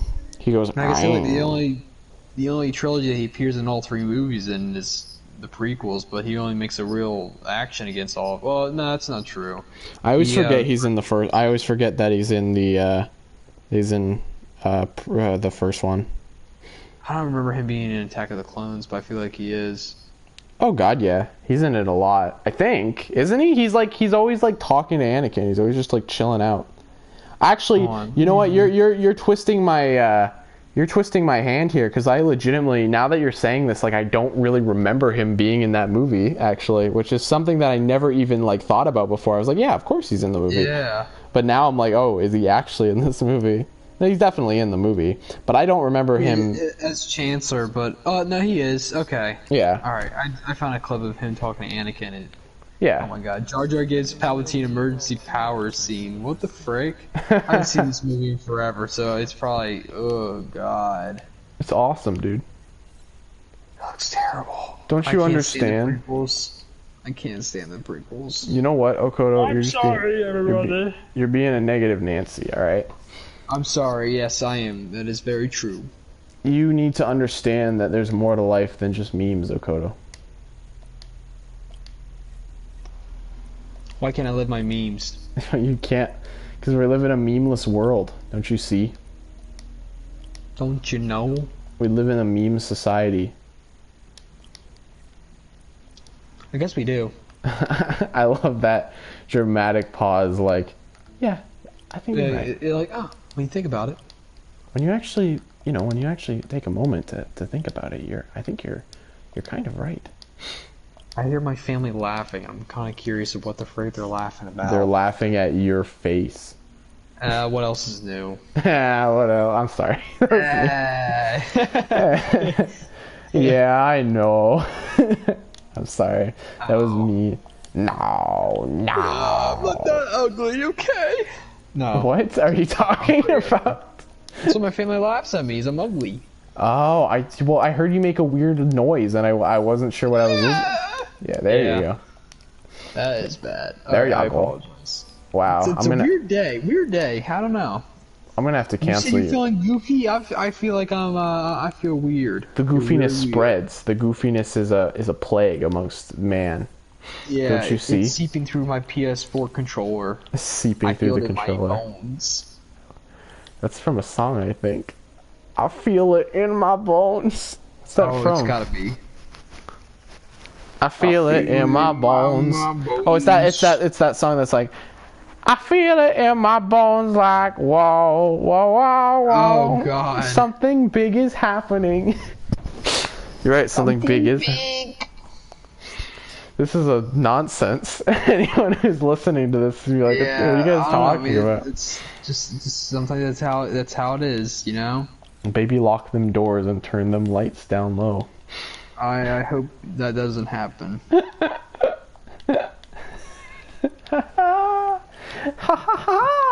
Why did you need to lock the door? Oh wait, never mind. Have you heard that song? Yeah, it's terrible. It was my best. Back in like elementary school, we used to always like we had this stupid meme where we'd go up and we'd be like, "Baby, lock them doors and turn the lights down low." Actually, I had to do a line for that. I can't say for what it is for, but I did a line for a certain character. No, you did not. I did. I sang like the first minute of that song, and it was the funniest. Dude. Oh, I know what it is. Okay, yeah, dude.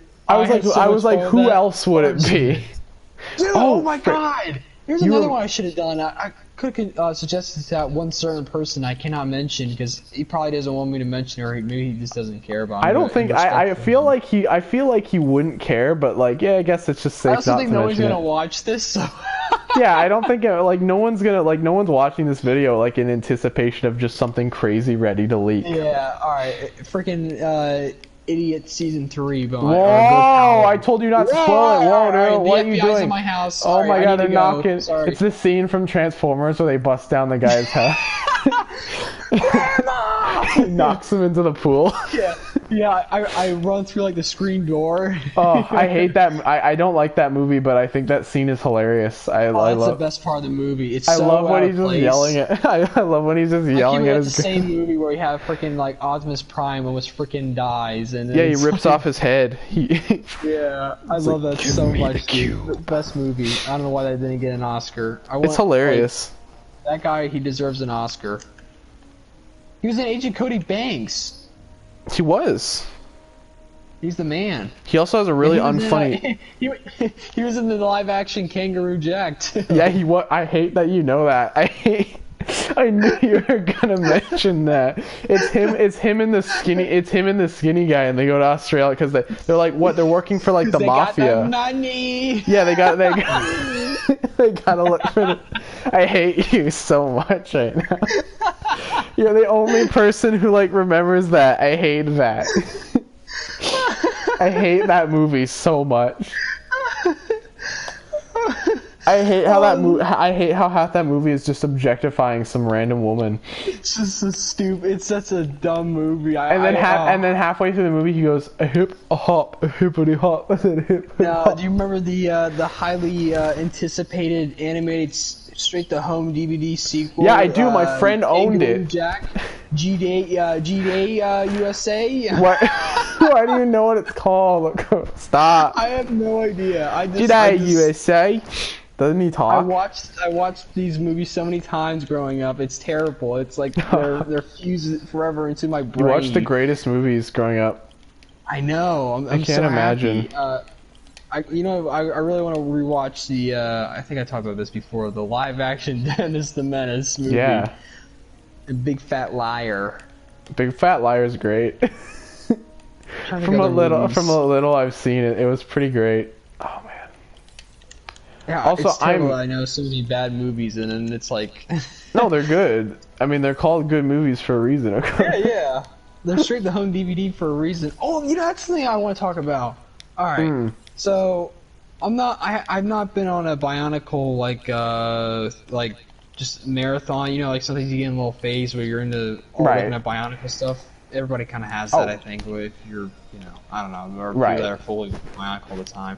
Oh yeah. I recently read the novelization of The Mask of Light. I've had it for years. I know I read bits and pieces of it, but I was like, I know it's gonna be exactly like the movie, in which it was. I just want to see how it was. And I haven't seen The Mask of Light in like almost 3 years, 4. But I just don't remember anything of it except for it being a lot like Lord of the Rings. Right. So, Lord of the Rings ripoff. The book was terrible.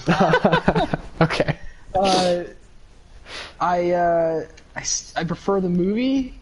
Honestly, still, it's kind of like reading the screenplay for it, Right. Which I kind of like. It's kind of like, all right, you know what the characters are actually thinking. That's what I like about it. Because obviously on screen you just see them there, unless they're just like there's dialogue or when they're talking in their own minds and head. But I don't know. Yeah, it's obviously not like supposed to be the greatest movie ever, but just like I put myself in the position like, man, like when this movie came out, this is like the first movie about like anything with Legos. Yeah, that's true. And it's not even has like a Lego piece, or it's about a Lego theme. Right. But even then, it's not like Lego system. It's really weird, yeah. And I was like, dude, the music, it's probably the best part of the movie. Nathan First. His score for all 3 of the movies, oh my god. Nathan Fear.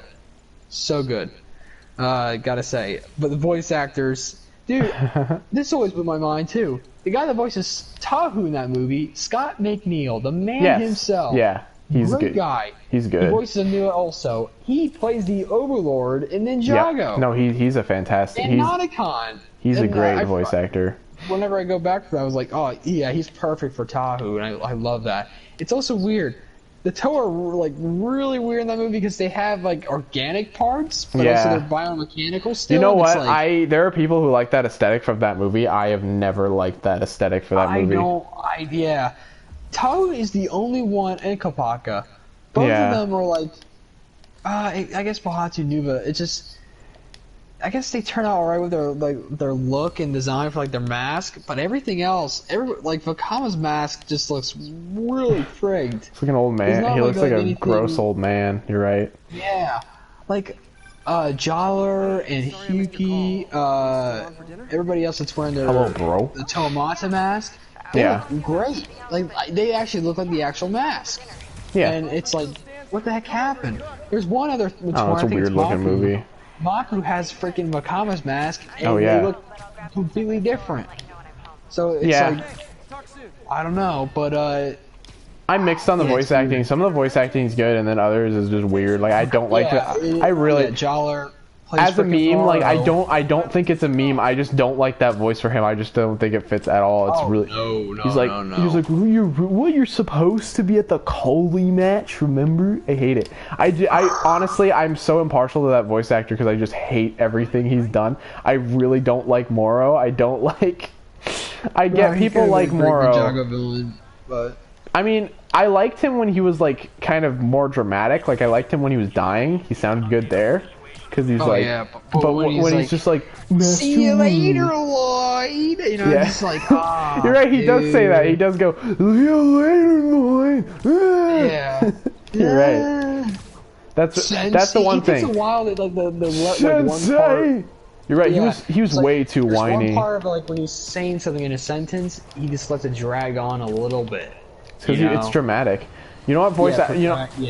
Dramatic effect. I was rewatching some Cam put on some Ninjago, and I hate the guy who voices. I don't hate him, but I really don't like him. I don't like the guy who plays that the time twin, whatever his name is. I really don't like that one.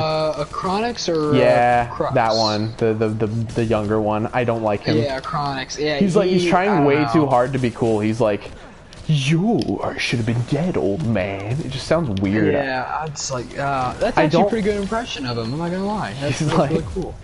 He's like, yeah, I don't know. Dude, that's probably one of the most disappointing Ninjago villains. Is honestly, I feel like they could have been one of my favorite. Like, I mean, it's not a bad idea. It's a cool idea. Really cool. And set up for Kai and Mia's parents. Like, I mean, it was really weird. Live, it still is kind of like. But like with the idea of Crux disguising as somebody else for 40 years. Yeah, exactly. I was gonna say 40 years waiting to plan this horrible. I don't even. What do they want? Do they want to go back in time and like destroy everything? It's really underwhelming. Where it's like, all right, they go back in time. It's like, all right, time travel's a big thing to be prepared for, but like building an army and everything, and it's like your plan is just to go back in time and stop Little Man Wu from stopping you. You know, it's just like it's kind of dumb. Yeah, it seemed like it should have been something way more impactful and more interesting. I thought they were trying to like uncover a huge secret upon Ninjago. That's the way they built it up. Is that because they have the whole underground like realm or whatever. That's a different motivation. I feel like than just taking over Ninjago like everybody else wants to. Well, that's the thing. That's the worst thing about that show is that they always have really they have great build-ups for villains and then they just ruin it with the execution. Yeah, Nauticon was a fantastic, had a really great one. Oh god, yeah. Then they didn't do anything with him. Yeah, I know. But when I first saw that, I was like, dang. I was gonna say Nauticon is like the best example of that. He has a fantastic build-up. Yeah, he and they don't do anything with him. I feel like that really it quite literally fell apart as a hey.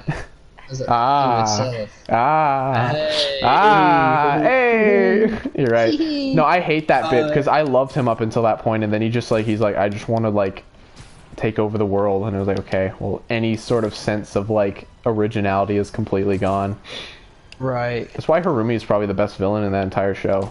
She's just a dumb girl. I can't get over season 8 still. Yeah, it's great. Honestly, it's great in terms of the fact of Ninjago. Like, it's not like amazing television. It's at a I think at its highest quality, as in like its look and story. It's like man, this is exactly where we should be, you know? If I remember And then correctly, the now- lighting for that season was actually pretty freaking great, if I remember correctly. God, yeah, beautiful season, how everything Right. looked. And Lloyd, they finally fixed my boy. Yes, yeah, they did. bro, They did him Lloyd's well. My favorite. Jay's always been a favorite, or Right. I really like Zane a lot too. So I don't know.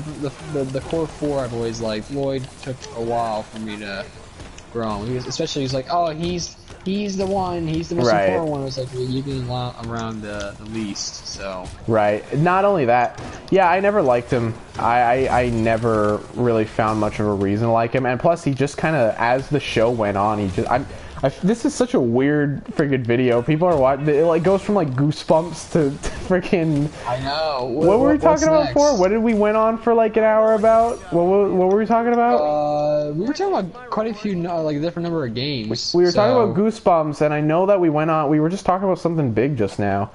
I think. Well, I can't even remember. I'm stupid. My brain's running at 2 frames per second. I like how you have a counted frame amount for each. Yeah, I have a frame capacity of 5 per second. No, but yeah, no, that show, you know, I wanted it to be like a really good show, but it just never did anything that I really enjoyed. It kind of, well, I mean, it did for 1 season, and then it dropped the ball, and I lost complete interest in it. And people, Oh, there we go. people have like told me that like it's good or whatever. Like people are always like, yeah, this looks awesome, but it never, like they always do something to get fans interested in the next season, but it doesn't matter because it always just falls flat. Like there's like Colt's mom is in the next season, I think. I don't even freaking know. Yeah, I actually wanted to bring that up briefly. If yeah, I didn't watch the trailer at all. It's interesting, but now it's like you went from Right. God. That's the You problem. were doing your own Chima fire versus ice stuff, but it's not even that. It's just fire and ice stuff, you know, Right. villains. Then you go to video games, and now you're hopping to a fantasy story with like goblins and skeleton warriors again. Goblinos. Yeah. Yeah, it's like, holy crap, you guys! I don't know. It's like, I really felt like I'm just gonna say this till the end, until Ninjago's done. Should have ended it with season 9, you know? Yep. Like, I think it was all there. Like, the whole city got taken over. Garmadon, it's like you start with Garmadon as the main villain, why not end with it, you know? I feel like they are going to do that, because Garmadon's still out there, but we just haven't seen him for, well, like, bringing him back would just be really lazy, too, because they have this, like, perfect, like... I really don't like that story beat, because they had a, like... Okay, you know what? I'll be right back, guys. I gotta freaking inject my cat with heroin. Be right back. What? Hi, Chris. Oh my god. Why do we gotta go upstairs? Freaking there's thing going on right now. What? Fine, let's just quickly check here. Behind the neck, right? Trying to think of something else to talk about. I now realize what me and Renzo were talking about for like almost an hour. It was probably the baseball movie outside of the everyone's go, whatever that movie's called. I definitely will not be watching that again anytime soon, but I definitely seen it once. Ready? Don't remember liking it at all. You got her? No, I gotta feed it to her. Let's see. Alright. I'm playing Spider-Man if that wasn't obvious as well with these little I'm running around the city as a feller do, and oh man, I'm just trying to I'm trying to save several pedestrians that got into a car crash from a bunch of crime waves from the demon boys, or just prisoners or disabled people. I don't know. I'm not making any sense here. I'm sorry. Let's see. Doopy doop deep. Oh, if she had any comments, I would have answered some here, but that's okay. Me and Renzo are just we're just rambling on about stuff, so it's fun though. It's fun talking. Hello. Hello, I'm aware that that was all to broadcast for everyone. Yes, I try to cover It's all good. We were giving my cat worm medicines. It was just like a little thing she had to taste. I apologize, ladies and gentlemen. We got 2 comments from 2 people I've never even seen before. That's telling. Oh, all right. So we did get comments. Yeah, we got Nath Mister said hello bro, nice your video, and then Taiwana G said great. How are you, bro? What's with the bros?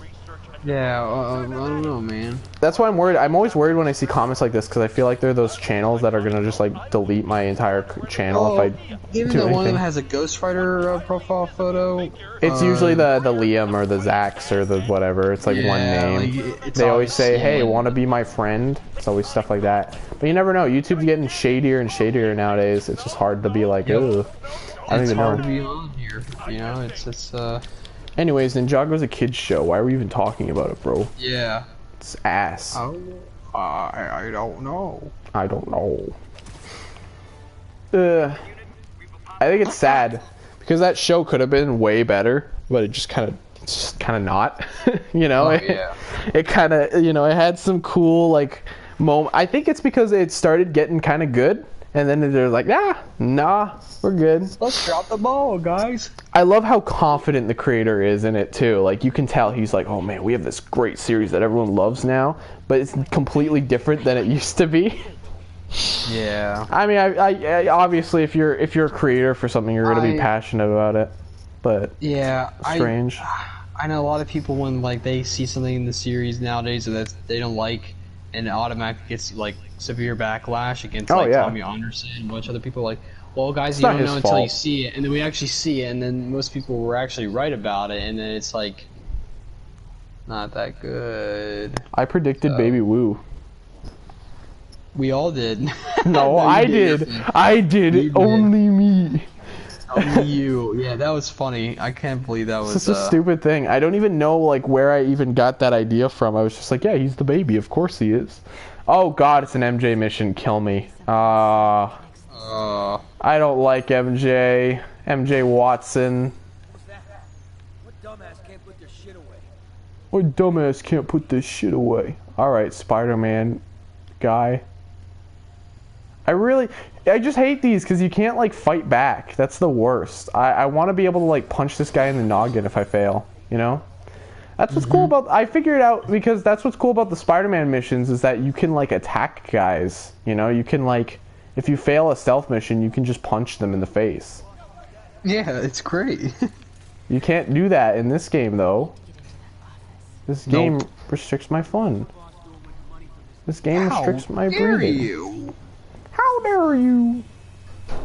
Oh God, I was going blind there for a second. I thought I was gonna... I just ran. I think I got quite a lot done tonight. Yeah, that's good. Oh, in the game. Yeah. I don't know what I could have done. Oh, don't shoot Mary Jane. Don't shoot her. Don't shoot the woman of my dreams. The woman of my dreams. Okoto, she's so beautiful. Would you marry her? I'm good. You know why? Why? Wanna have a chance. Take a chance on me. Take a chance. I hate these MJ missions. God, I hope these... You know what would... Oh my God, so the Spider-Man Miles Morales game comes out, right? Alright. That's the whole game. It's just stupid stealth missions. I would be so... You know, I'd be happy because of how stupid that is. I would actually buy the PlayStation 5 for that. No, you wouldn't. I will. It's the worst part of the game. You would not. I will waste $500 just to buy that friggin' $20 million on the new PS5. Do you know how much the PlayStation 5 is? No. Oh God, that's scary. The rumor is like 500, but honestly, I can't believe that. I think it's gonna be more.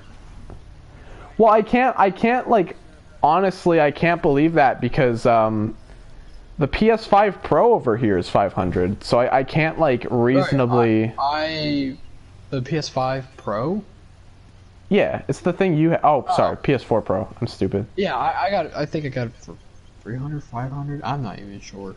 It was probably like around the 400 range or something for you. I would think. I think it's 400. MJ, stop knocking over in boxes, man. Remember when you're Miles and you have to run away from... Are you in the garage? For, yeah. Okay. Lonnie Lincoln's garage. This is Lonnie Lincoln, right? He looks funny, dude. He looks really funny in this game. You can't say that, Okoto. What do you mean? Nothing. Oh. No. Oh. No. Guys, you didn't see me. Spider-Man Miles Morales. I blame everything on Renzo. Do you like the name Spider-Man Miles Morales? It seems like just like the comic book. So, is the comic book just called Miles Morales? Maybe. I don't know. Why would you do that, MJ? You're so stupid. Oh God. I want MJ's brain to fall out of her head more than anything. Jesus. What? She's stupid. I have this irrational hatred towards MJ Watson. Oh my God, there's a man right in behind the shadows. Oh. Take a chance on me. Take a chance on me. Take a chance on me. Take a chance on me. Take a chance on me. That's the song, right? Yep. I'm sorry. This is probably getting a little too silly for people. For the children, for the 45 children watching at home. 17 million children that are subscribed to my YouTube channel. It's like excuse me.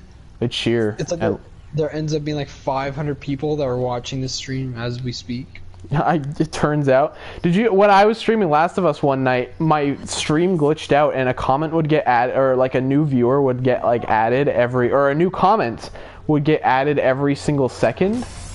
So, like, it said I had 500 comments by the end of it, but there was like probably less than 10. Jeez. Dude, it's Lonnie Lincoln. I mentioned this on another stream, but I never knew that Lincoln was spelled with an L for my entire life. What? Okay, sorry. I should preface that by saying I didn't know that Lincoln, like Lincoln with an L at the end. You know, I didn't know that there was an L in not at the end. Look at this guy's mutton chops. Oh my God. It looks like me in the future. Good grief. What's this guy's superpower? Is that he's big and jacked and cool? And cool. Doesn't he like inhale like heroin or something? What's his deal? Well, I don't know. Okoro, you're supposed to know everything about the Spider-Man lore. I don't, unfortunately. Oh. I'm sorry to disappoint you. I thought you knew. What the heck is his deal? I'm definitely not a know-it-all. Hey Siri, what is Lonnie Lincoln's problem? Siri actually answers that for you. Hold on, wait. I got it. Search up the web. No, I got it. Hold on. Let me pull it up here.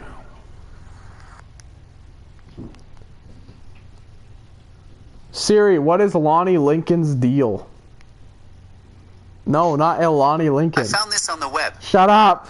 Yeah. Okay. Siri. Siri. Siri, what is Lonnie Lincoln's deal?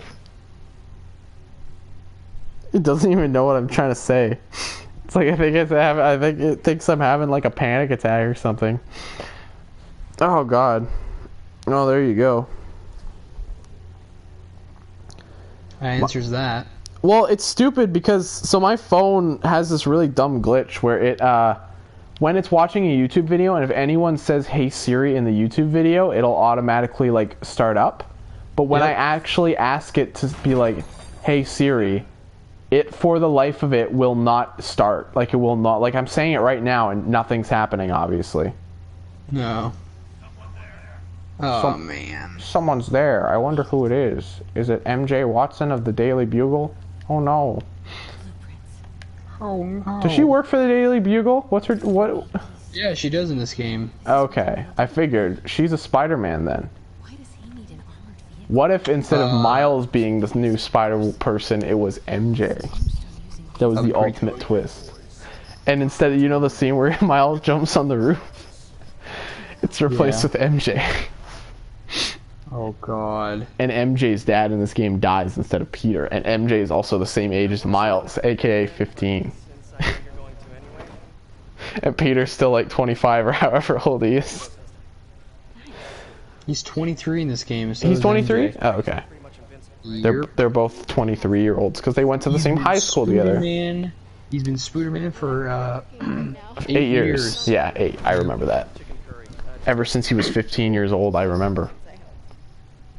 Since he was a young boy.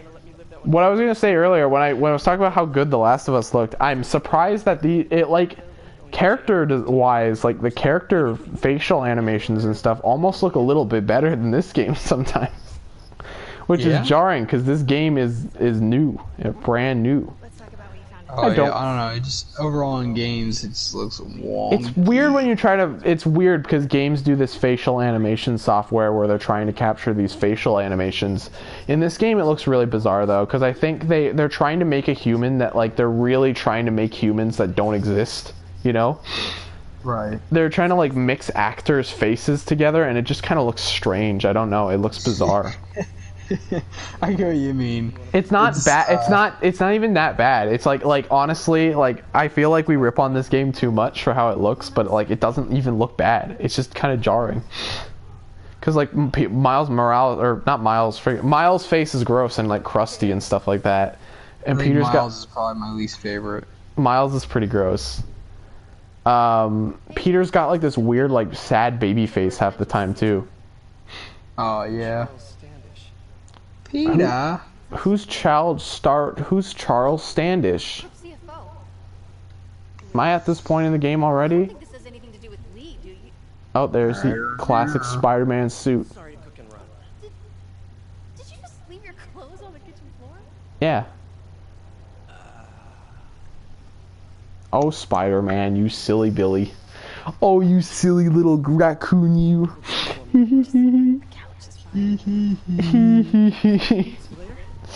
Oh, I think I'll do one last mission and then I think I might call it a day for today. Because honestly, Spider-Man is starting to lose its appeal. You know what? I think I might just delete this game from the PlayStation. Oh boy. No. You won't finish the game? No. No, I'll finish it. I want to get to that weird scorpion mission where we're running through the void or whatever. Yeah, that should have been a Mysterio level, not gonna lie. I mean, yeah. If the fates aligned, we could have had a... I mean, Mysterio's usually part of the Sinister Six, isn't he? So what do we know about Charles Standish? Yeah, he was a part of the original Sinister Six. I think that'd be fine if they put him in there. Although I don't think they should... I don't think they should have... Who did they replace him with in this game? What's his face? Negative Scorpion. Man, right? Yeah, well, no. Most of them were even the original Sinister Six. The original Sinister Six consisted of, alright, Doc Ock, Electro, right, and Vulture, and then the other three that we never... I mean, they have been included in, like, Spectacular Spider-Man, the Sinister Six, but as far as the original, definitely Mr. Negative, Shocker, and Rhino. As Rhino and Shocker appeared in later issues of the OG Spider-Man. So. And Mr. Negative's a more recent character, right? Yeah, I think he's like relatively recent. Yeah. Maybe like at least 10 years ago. Oh, that's why I was saying just get rid of Mr. Negative and I mean his role in this game is cool, especially since he's not a very well-known Spider-Man villain. Not to say that he's not well-known, but that he's less common. I think, which is cool. Yeah. Oh yeah. I think I really like him. After this game, I really like how they try to give him a real good spotlight. You know. Yeah. Like that's what I like about Spider-Man. That's what I like about modern, like, popular Spider-Man content is that it always makes whoever they decide to focus a lot more popular of a character. It's kind of neat. Like Mysterio is no longer like a goofy, silly character now. Mysterio is like a cool, like, character. Like a fan favorite. They're focusing on using these villains that he hasn't faced in movies yet. Right. So it's great because Mysterio is one I've always wanted to see, and they did a personally, I think they did a great job, and I really hope he's not dead. Just, you know, He's not. He's alive. He's a Spider-Man. He's Peter Parker. He actually is. He just He's been. Oh my God! This is the ultimate plot. This is how the movie opens, right? Peter Parker is living his friggin' life. He's crazy, right? He's He's crazy. He's crazy. First of all. No. What I meant to say was, okay, so Peter Parker is on the run, right? But then Peter Parker, the real Peter Parker, is in hiding. But it turns out there's this other Peter Parker who's causing troubles for everyone, and he's just this weird, crazy vandal, like goes around smashing up cars and stuff like that. Turns out it's friggin' Mysterio running around like an idiot, trying to prove even though that doesn't fit what Mysterio would do at all. Because what was he gonna do? Like drone in people to make him look like Peter Parker? Oh my God! Be pretty cool. Wee! Wee! Oh, Spider-Man, you silly little creature, you. Dakota, who's your favorite Spider-Man villain? Green Goblin. Yeah? Always. I really appreciate your conviction with that. You knew exactly. That character, I think that's always had the most, like, the biggest impact me in terms of a villain, and I was like, he's the most threatening villain to Spider-Man, I feel. Oh yeah, that's fair. I know a lot of people love Venom, but he's a goofy villain. He's a goofy goober. Sure, there's a cool, how he's portrayed in Spectacular Spider-Man, I always will go back to that. I think that's my favorite adaptation of him, other than the animated series from the 90s, which, that is excellent, even though it's super cheesy, but my golly gee, that is, ooh, I love it. That's the series where he chases down Shocker down an alleyway for 5 hours, right? Yes. Or up a tower. Yeah, and it's the greatest thing ever. Shocker! It's pretty good. Yeah, it's so great, dude. I've seen that clip so many times. It's iconic. It's really praise. It's freaking iconic. That was when he had the black Green suit. Goblin, always love him. Just great character design. I think this is a perfect foe for Spider-Man. It's like he's powerful enough to really pose a great ordeal or threat by himself. He doesn't need a Sinister Six or anything. That's why I think he really shouldn't form a Sinister Six unless But maybe he does, and maybe I don't think he needs to be a part of it. I don't know. What if it's the 6 goblins? The 6 goblins of the rainbow. So you have a yellow goblin, red goblin, green goblin. Well, it would be cool if he ever formed where you have the Goblin Green Squad, Hobgoblin, and Demo Goblin. What about just those 3? What about Red Goblin? We don't talk about him. we pretend like he doesn't exist. Nope, I don't know what you're talking about. That's fair. I don't know who you're talking about, man. No, never cared for that. I just think that's kind of stupid. It's cool. I mean, that's what the people who are making it want to say. They're like, oh yeah, it's cool, it's awesome. Well, you got to pull out some zany ideas out of the shopping bag sometimes. So. I think there's people. Well, yeah, especially for the most like ridiculous comic things. Sometimes it works, and then sometimes it absolutely does not work at all. Honestly, I think they've done everything with Spider-Man by now. I mean, everything. Like, if you thought of it, it's probably been done. The fact that Green Goblin as a character works at all is a miracle. Or like, there's nothing. He's a personal villain in a way because they try to make that of all the characters, especially him of being connected to his best friend's dad. Right. That's like true. A huge thing. I didn't think about that. I was talking more like from his design and like his overall I mean, the fact that like. Well, think about like they were able to do that with a lot of specific Spider-Man characters, where they're able to, or like comic characters in general, where they were able, like Rocket Raccoon was a character that you would never think would ever be able to work in like a movie, and not even that. Imagine like taking that character like seriously, like seeing him like mourn his dead tree friend in Endgame. That's like right. But they actually pulled it off in a way that is like good. Which is surprising because it's just a crazy thing that they managed to make those movies work, which is good. They had actual competent people who were behind that. They got the right peeps. Yeah, like they got the good people. Bros. Russo Bros, friggin' Kevin Figgett, he's cool. Probably shouldn't have said that. Yeah, I was gonna say, oh my god. Oh my god, boy. Oh my god. Oh shoot. This is the level where the elevators try to crush Peter Parker into submission. Alright, let's see. Ooh boy. This is kind of cool. I like the guys who are about to crush Peter Parker. That's kind of fun. Like ants, like a spider. I understood that reference. I hate that.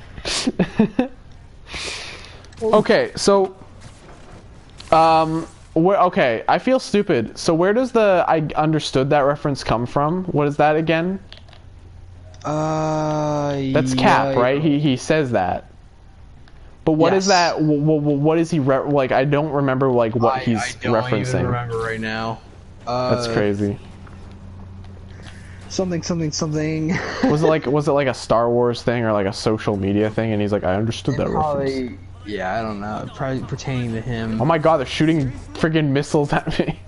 I love this bit where they're just throwing like rockets at you or trying to kill Spider-Man. And like the elevators are like falling at you. It's crazy. I love to imagine that they're just like purposely like throwing elevators at you, trying to crush you. It's awesome. I love that kind of nonsense. It's the best kind of Spider-Man based nonsense. Oh my god, this is crazy. I love this kooky stuff. Oh, excuse me. Oh, sure, Dad. Can't be how yawning makes you, it's contagious. It is true. Actually, it's very true. I was watching a YouTube video once, or I was listening to people talking about how yawning was contagious at work, and then all of a sudden I started yawning. Like they weren't even yawning. They just started talking. They were talking about yawning, and I was like, "How does that work?" Like, I wasn't even like tired before that point. Storm says, "Okoto, get gang beasts." Oh god. Oh god. I was talking about it earlier, Storm. You weren't here, but yeah, I'm thinking about it. I gotta tell you a funny story. Ooh, Cam, funny. so Storm and I were talking a couple nights ago, and yeah, so we were talking, and then Cam comes downstairs, and he's like, he started talking, and then eventually it got to the point where he was like, or Cam came downstairs, and he was like, hey, and he's like, oh, Cam, you don't even know who this is. He's like, yeah, I do, it's Shots. And I was like, what? It's like, yeah, it's Shots McCoy. I'm like, no, it's not. So I guess he thought Storm was Shots for some reason, which is stupid. Does he actually know Storm or no? No, he had no idea who Storm was. Yeah, weird. I don't think he knew who Shots was either. I don't think he knows anybody. But granted, you know, Storm has never, like, Storm doesn't appear on videos usually. Right. Storm has, yeah, Storm Seraph sucks. I beg to differ. Everyone docks him. Storm Seraph lives at 43 Wallaby Way, Sydney.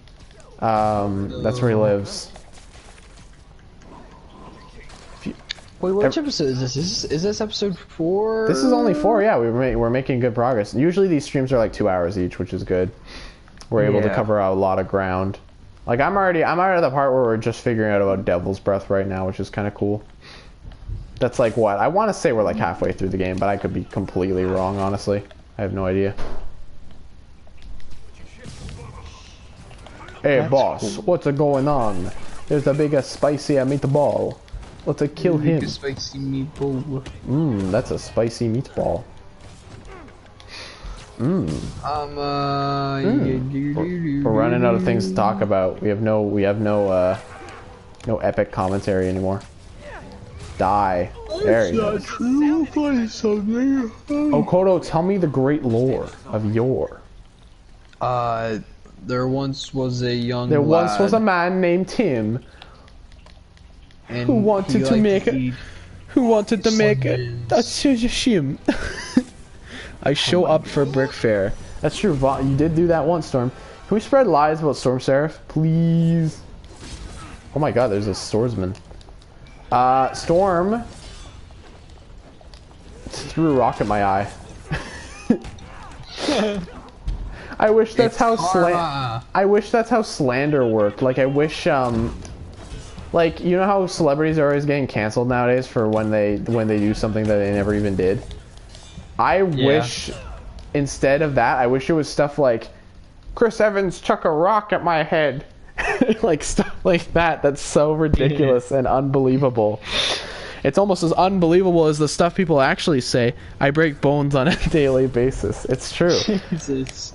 See, Storm admits it. Radiant Legends for $5 on the PS4. Get it? Oh my god. Maybe. I mean, yeah. If you want to get it, go right ahead. It's good.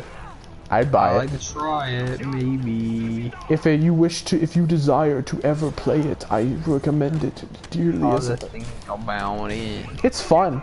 It's pretty dang fun. I will admit. I'll have to get Game B soon, but I've been saving up money. The moolah. Yes. The more money, the more funny. The fungus. Oh, this trailer is really weird. What trailer? For Rayman. Rain Man. Legends. Yeah, you got this Viking girl. Okay, can I just say, yeah? Can I? Oh, is that the 3D one? Yeah. That one's messed up. Don't watch that.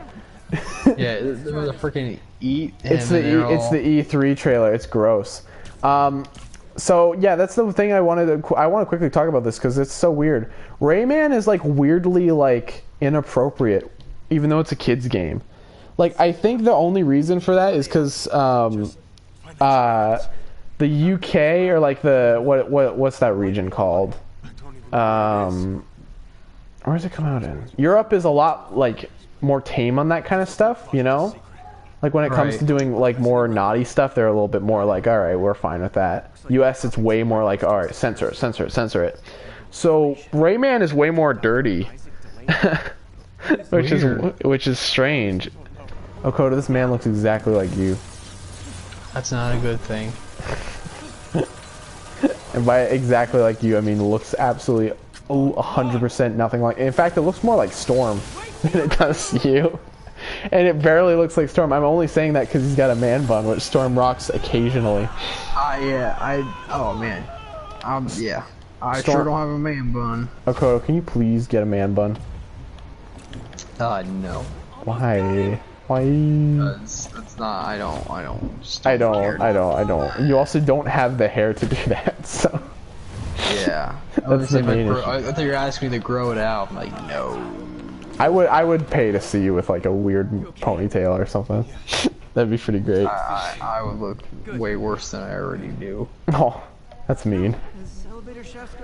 You're too hard on yourself, Okoto. It's not funny. I like the joke a lot. I like the joke. I think it is funny. Okoto, I went back and listened to like our old podcasts, and we're really mean to each other, like restrictingly mean. I do go back every once in a while, and I think we really were. Well, we also had no set. We were like dumb idiot kids who thought we were talking about like the funniest things in the world. Like we always brought, we always said, "Dude, you're cancer," and we always used to laugh at that. Like it was the funniest thing. Oh my god! Cancer isn't even like a funny thing to say anymore. Like it's just, and it wasn't even that funny back then. That's died out because it's not even a funny thing to No.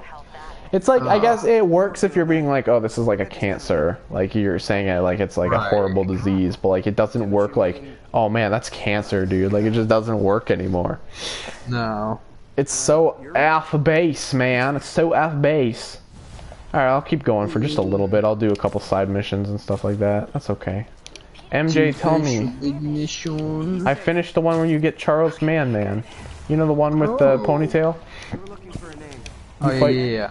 Or the man bun? I guess he doesn't have a ponytail. Yeah, you're sneaking in. We're figuring out about Devil's Breath. I was hoping you could tell me. I really apologize to anyone who's like watching this series in hindsight who like wants to hear most of the game. I realize we're kind of just talking over most of it, but I mean, well, you can search up on the YouTubes and find. Yeah, I mean, if you want to, like, if you're watching, like, if you really like this game, there's chances are.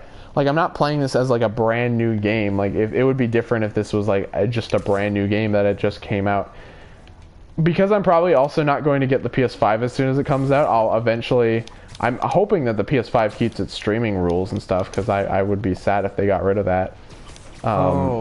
Because PS5, that's the one thing it has going for, or PS4 and stuff, that's the one thing I really enjoy about it, is that they let you stream most games. Sometimes they don't let you stream games, which is stupid, but that's the developer's choice. That could be really cool if it turns out to be, you know? Right.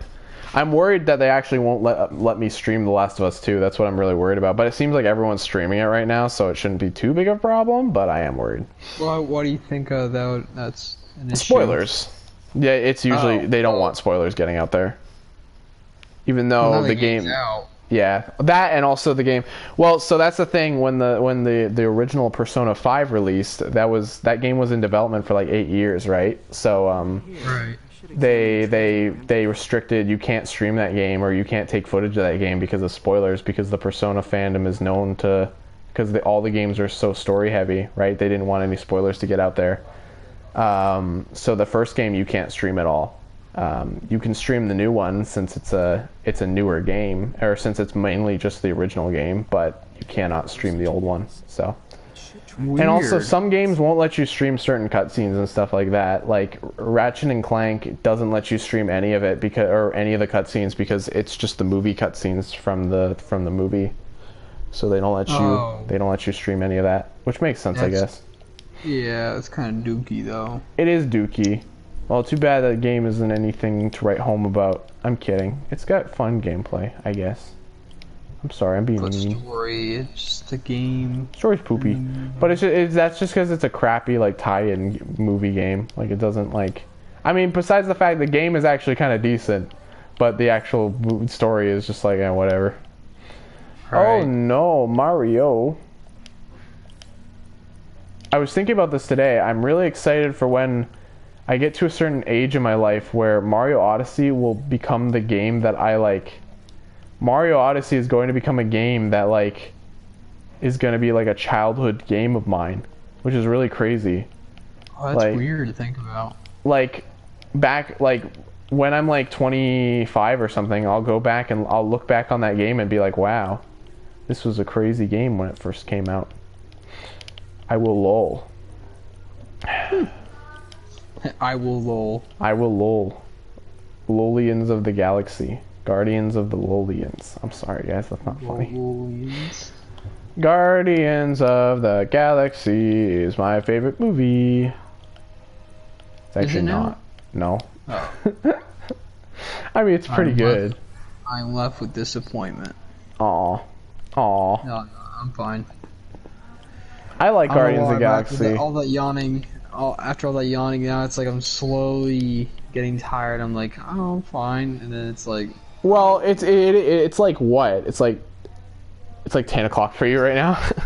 Yeah, but even then, I'm staying up a bit longer. So it's like.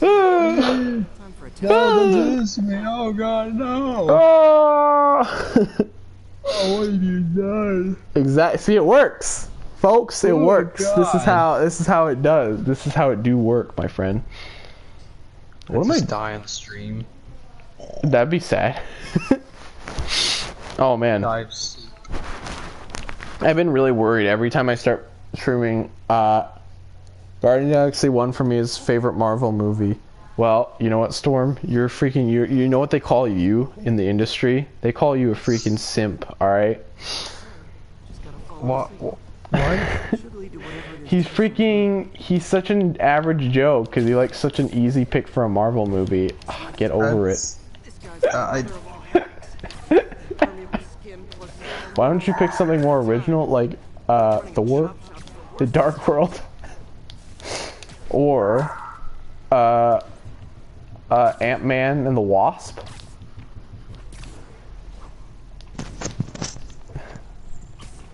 I got really scared. I heard that noise and I thought like Storm had found like a way to like crash into the stream. No. My earpiece fell off and I was like, oh. Poop. My head bud. My parents are going, what? I'm sorry. What? What? I started talking when you started talking. I was really confused. What do you gotta say, Okoto? Hello. That's all you wanted to say? You built that up like all I want to say is hello. It's so. Thank you for having me. Good night. You're not going to bed. You want to go to bed? You want to go to bed? You want to go bed, little puppy? I've really been enjoying doing this stream, so I'm just looking at the PlayStation. I'll let you go Store. as soon as I can. No, you're fine. Fine, then we'll stream for a couple more hours then. Oh. Remember there's a side mission? Joking?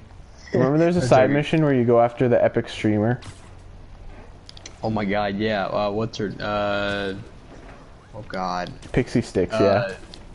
Yeah, she definitely eats them. Is it like is that a Spider-Man reference? I feel like it probably is too. Yeah, it's gotta be. Spider-Man. Or what was it? It's like Spotlight or something like that. It's like Grandma. The storyline? Or no, the character? the character. Like Kid Pix.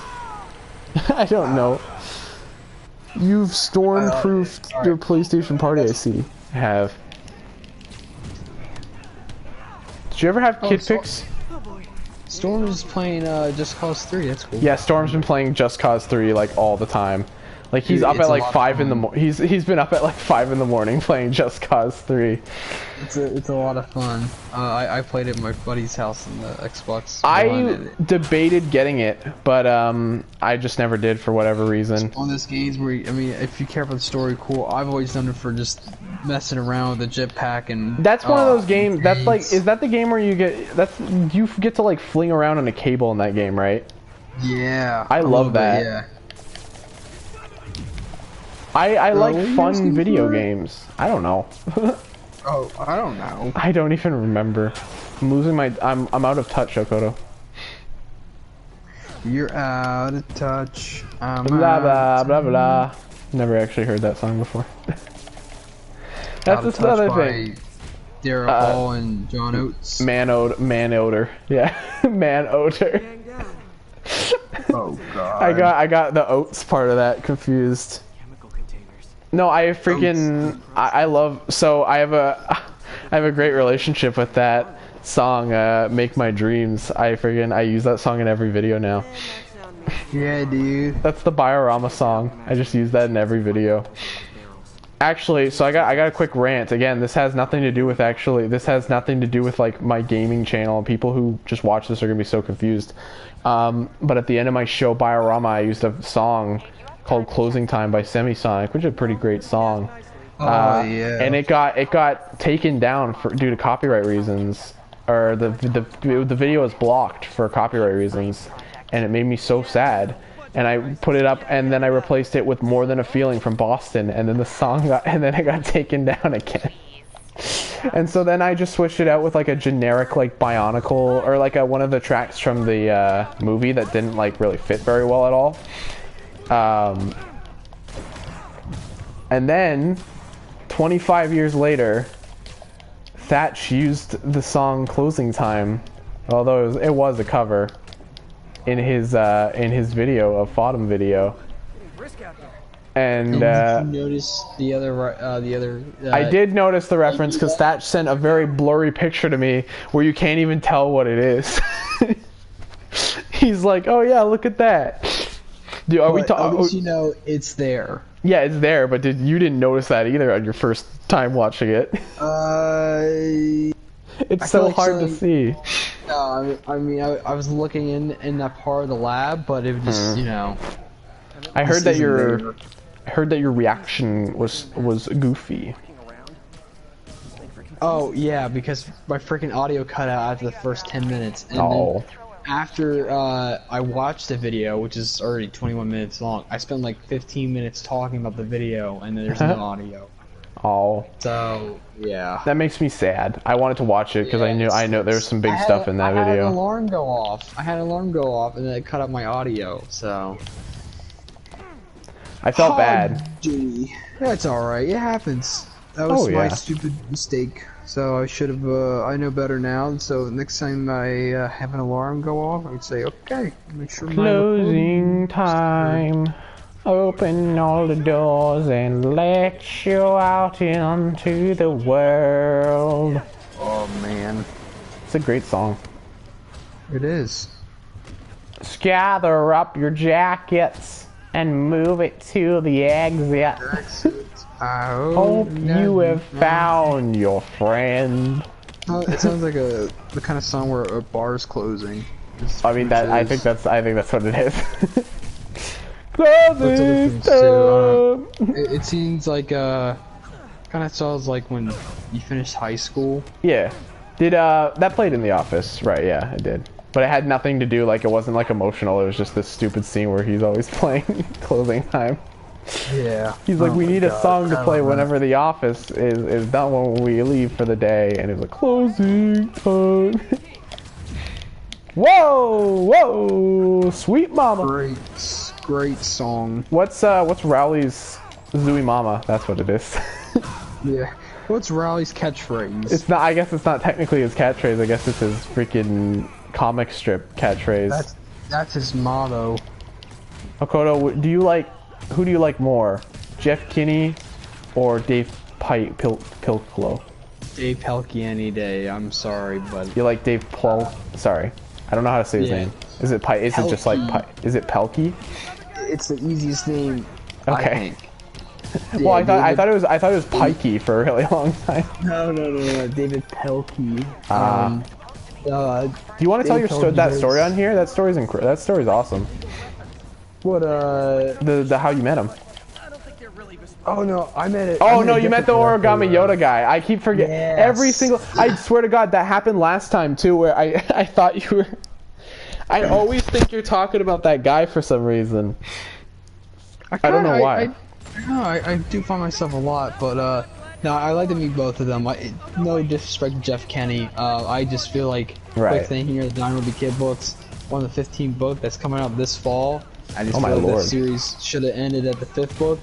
My personal opinion. Do you think is the Captain Underpants series still going or no? No, it is, as far as I'm concerned, concluded, but Dave Pelkey's doing a lot of different spin-off books. He works on Dog one. Yeah, Dog Man, and they're really fun. I mean, and I really I like that name. Yeah, well, that was his very first creation other than Captain Underpants for like when he was a kid, because that's where a lot of this stuff comes from. Do you want to tell the Origami Yoda story? Yes. It's a pretty good one. So, me, Thatch, everybody else, Nebretta, Vanu, and Storm Seraph, we were at Breakfair, Virginia last year, and we were sitting in our booth. It was quite crowded. I was standing up, and Thatch and I think Noretta were sitting down. I think Vanu was crouching, maybe? I don't know why. I remember everyone sitting, standing or sitting positions, but he was a crouching tiger, hidden dragon. Yeah, it was just that moment where you knew everything that was happening around you. Right. So I was just kind of looking around. We were just kind of standing around, and I look over to like my right side, and I see. I was like, is that Tom Engelberger? And yeah, Tom Engelberger is the author of a book series I highly admire growing up called Origami Yoda. Great series, middle schooler series. It's really great. I like to still go back to it to this day. And those books had a huge impact on me for like being creative, wanting to draw and wanting to write, a bunch of other things, and really grew my interest in Star Wars. So I really think that series a lot for many different things. And I was like, that looks like Tom Engelberger. And it was. I told Thatch, I was like, Thatch. It's like, dude, I gotta leave for a moment here. It was like, I asked Thatch to come with me, and Thatch is the man for doing that. Because I was like, dude, I think Tom Engelberger's here. Because I've always heard that he lives in Virginia. And I felt like he said that he was going to attend Brick Fair, but I don't think I kept that in mind because there was so much happening. There was, Right. So when I saw him there, I was like, I got to do this now. If I don't say hi or anything, then I'm going to regret it for the rest of my life. Right. And man, was it worth it. Meeting him in person was such a weird thing, because I've always used to watching like interviews or watching his origami videos where he shows people, the kids how to fold different characters like you see in the books, and it's really great. I love that. He's been doing a whole bunch since quarantine started, and he's just a really, really, really nice guy. He was so nice. I asked for a photo, and I was so excited to talk to him. My thoughts were pouring out of my head. And he was very happy to see me, it seemed like, and I was just really I was flattered by that, because I guess maybe it's like, I don't know, let's think about like if someone comes up to you. He seems like he really likes interacting with fans and stuff like that, which is great. I can that's probably one of the greatest feelings in the world. It's someone that you know that somebody loves what you've done, your work. Right. He was just so nice about it, and I got a photo with him and everything, and just had a really nice conversation, quick. And then we went back to doing our other thing, and then a few hours later, we've been running in and out of the convention, the expo, and we were heading back to the hotel, and the hotel there is like right across the street. And we run into him again, and he was looking for me. And that idea in my head just shattered my mind. I can't. Yeah, that would be bizarre. He was looking for me because he wanted to give me an autograph and also a folded origami Yoda. Awesome. And the autograph had a drawing of one of the main characters, Dwight, who holds origami Yoda up and said, "May the force be with you always," in his name. And I have that framed in my bedroom now. So it's crazy. Yeah, it's crazy. It's nuts. I remember there's 7 books in the series. One's an activity book, and all of them are really excellent. It's really like to say like which one, like there isn't a bad one. Like there's something great about each and every one of them. There's a lot of funny stuff. It's just like a middle schooler series, but it's one of those books that you should only keep it. Don't ever I don't think you should try to adapt like a series or a movie because it's really I don't think you could. That concept. Yeah, I think it's perfect. It's a perfect concept to have in a book series. Right.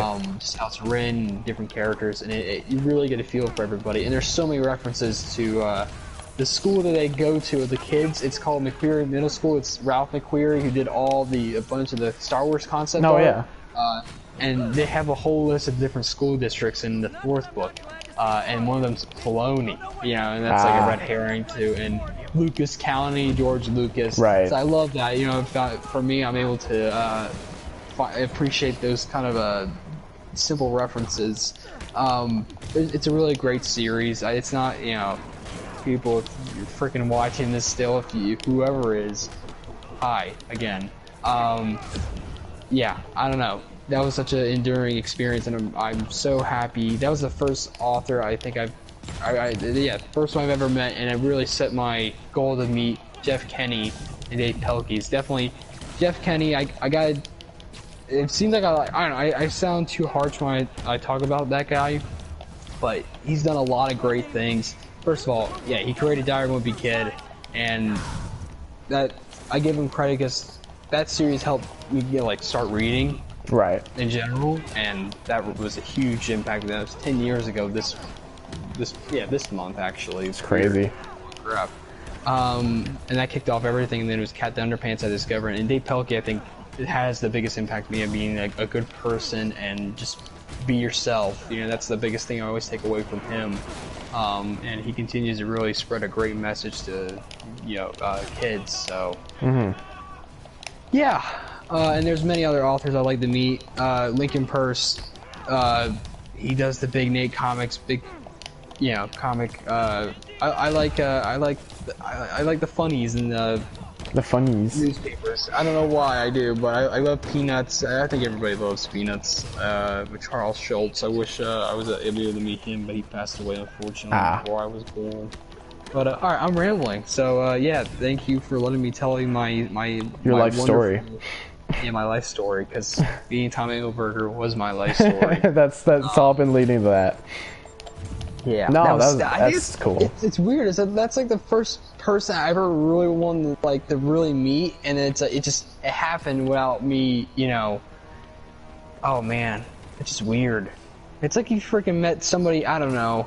Yeah, no, I get it. It's like I don't think I've ever met anyone.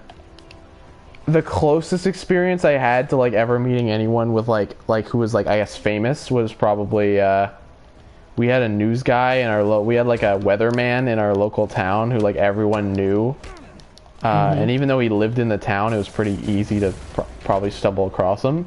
He was on every night, right?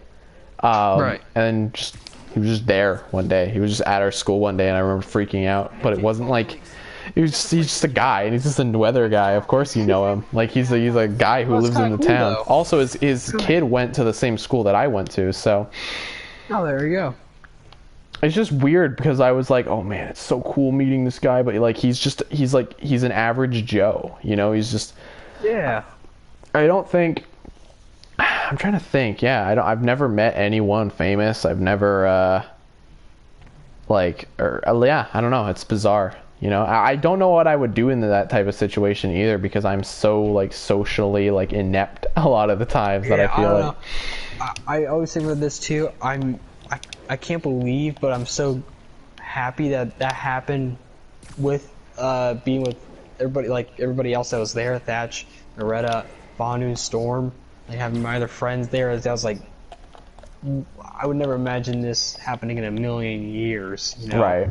Like it's a dual experience with having that. So, and it was just. It just worked out, so yeah. I hope. It's just weird. I don't know. It's not like there's too many people I want to like. There's probably some actors I really like to meet, and maybe directors. I always would love to meet Steven Spielberg, but yeah. But I just like meeting famous people. Like, you know, I don't know. I don't have too many, but just you better meet him soon. Who? Steven Spielberg. Yeah. Yeah. He's getting old. But he's doing good. I'd like to have a conversation with George Lucas just to see what's freaking wrong with him. I phrased it. No, that would be. Imagine actually trying to have a conversation with George Lucas, because like what he would just be talking about midichlorians the whole time. Related, just a casual. That would be hard. That would be hard because I honestly, you know what would happen is I would bring up midichlorians, then he'd get really mad and he'd probably want to kill me the whole time. What? What's up? Yeah. No. Okay. Yeah. No. Midichlorians. I keep like trying to bring up midichlorians and he get mad and probably send his bodyguards to kill me or something. That's a fair reaction. Oh my gosh. Yeah, he probably hates talking about Star Wars. Just think about it. I would hate talking about Star Wars too if I were him. Like if you work on something for so long and people just bully you endlessly for stuff that you did in the past, like just imagine. Yeah, like Jar Jar. Yeah. Oh yeah, that was a real thing. Poor Jar Jar. I feel bad for him. Well, the actor especially, but just like yeah. No, not specifically Jar Jar, like not Jar Jar as a person, as an alien. I don't care about Jar Jar, but I do care about, like, I don't care if he got like nuked on the street, I'd be fine with that. I'd be very, you know, I didn't like hearing about what happened to the actor. That made me sad. Makes you guys think before you go and bully people. There's an actual man behind everything they do, or a woman. It's terrible. It happens. I mean, it's part of the world, you know. Nothing actually happened to him, which was good. I'm glad he didn't actually do anything. But God bless. God bless America, boy. God bless. I'm sorry, I keep running off, but I just want to try to get as much done as I possibly can right now. Whoa! So rude. I was playing Animal Crossing earlier today. That game's pretty fun. I want to watch Gremlins 2 tonight. I don't know how it holds up. I love both the Gremlins movies. See, the thing is, even as a kid, I thought Gremlins 2 was like too goofy, but I think now that I have like not refined, but I think now that I have like a weirder sense of humor, I think I'll like it more. Because I really didn't like it as a kid, because it's not at all what I wanted from a Gremlins sequel, because I always thought Gremlins was supposed to be like scary and like creepy, but that's not what Gremlins is. Gremlins is goofy. Oh yeah. I mean, when you watch the scene, I think it's because the first one was more like laid back, I guess. Not laid back. The first one was more like, there was definitely goofy things in it, but it was more like, they had more like horror elements, kind of, sometimes. There were some creepier scenes. It's still a pretty goofy movie, but it's a bit it's a little more held back. Yeah, the sequel is ridiculous from what I remember. There's like electric gremlin, like puts himself in and out, or like comes out of a telephone. Yeah, he's great, dude. All right, I think I should wrap this up. Let's see. Let's name all the Gremlin boys, shall we? Gremlin boys. There's a girl, but there's Gremlin Stripe. boys sound like a band. Stripe's always been my favorite. Mohawk in the second one. Brain in the second one. He's like civilized, you know. Oh, that guy. Veggie, Electric, Bat, Greta, George, Daffy, and Lenny, the boys. Are you going off by heart, or are you reading a list? I was reading a list to make sure. Okay, I was gonna say, if you knew that all off by heart, I was scared. Like, I know George, Daffy, Lenny, Brain, Mohawk, and Stripe, but I didn't even know the name of the green female gremlin, Greta, which she's just the worst. But She's the worst. I like how the other ones, like, we just have Veggie, Electric, and Bat. It's a very simple name. That movie was cool. That movie, I remember I liked seeing all the like weird gremlin men. That was fun. Yeah, I think you should give it a watch. You know, I might. Well, actually, I think I'm gonna watch when Thatch gets here. But thank you very much for having me on once again. This was a very fun time. Fun. Yeah. Oh God, no. Kazoo Kid. Who are you? I love that video. Yoo-hoo, kids, it's me. Oh God. It's the best video I think I've ever seen. No, yeah, thank you for joining me, Okoto. Welcome, thanks for watching Spider-Man 4, whatever part we're on. Thank you. I've really enjoyed this. It's this fun. once in a lifetime experience. I won't say that. I look forward to continuing this voyage. Yeah, I'd say we're about halfway through the game. We're making good progress here. I think we can. Maybe you could. I guess you could do all the bonus stuff or the side stuff after you're done the main story. I don't know. Definitely not 100%ing the game, but I'll at least try to record the DLC. But I'll admit, like, the DLC won't be out for a while because I've never played any of the DLC. But yeah, anyways, thank you gamers for watching. I'm sorry, I started building up towards the outro, but now I'm doing I'm doing a quick little fighting some crime here.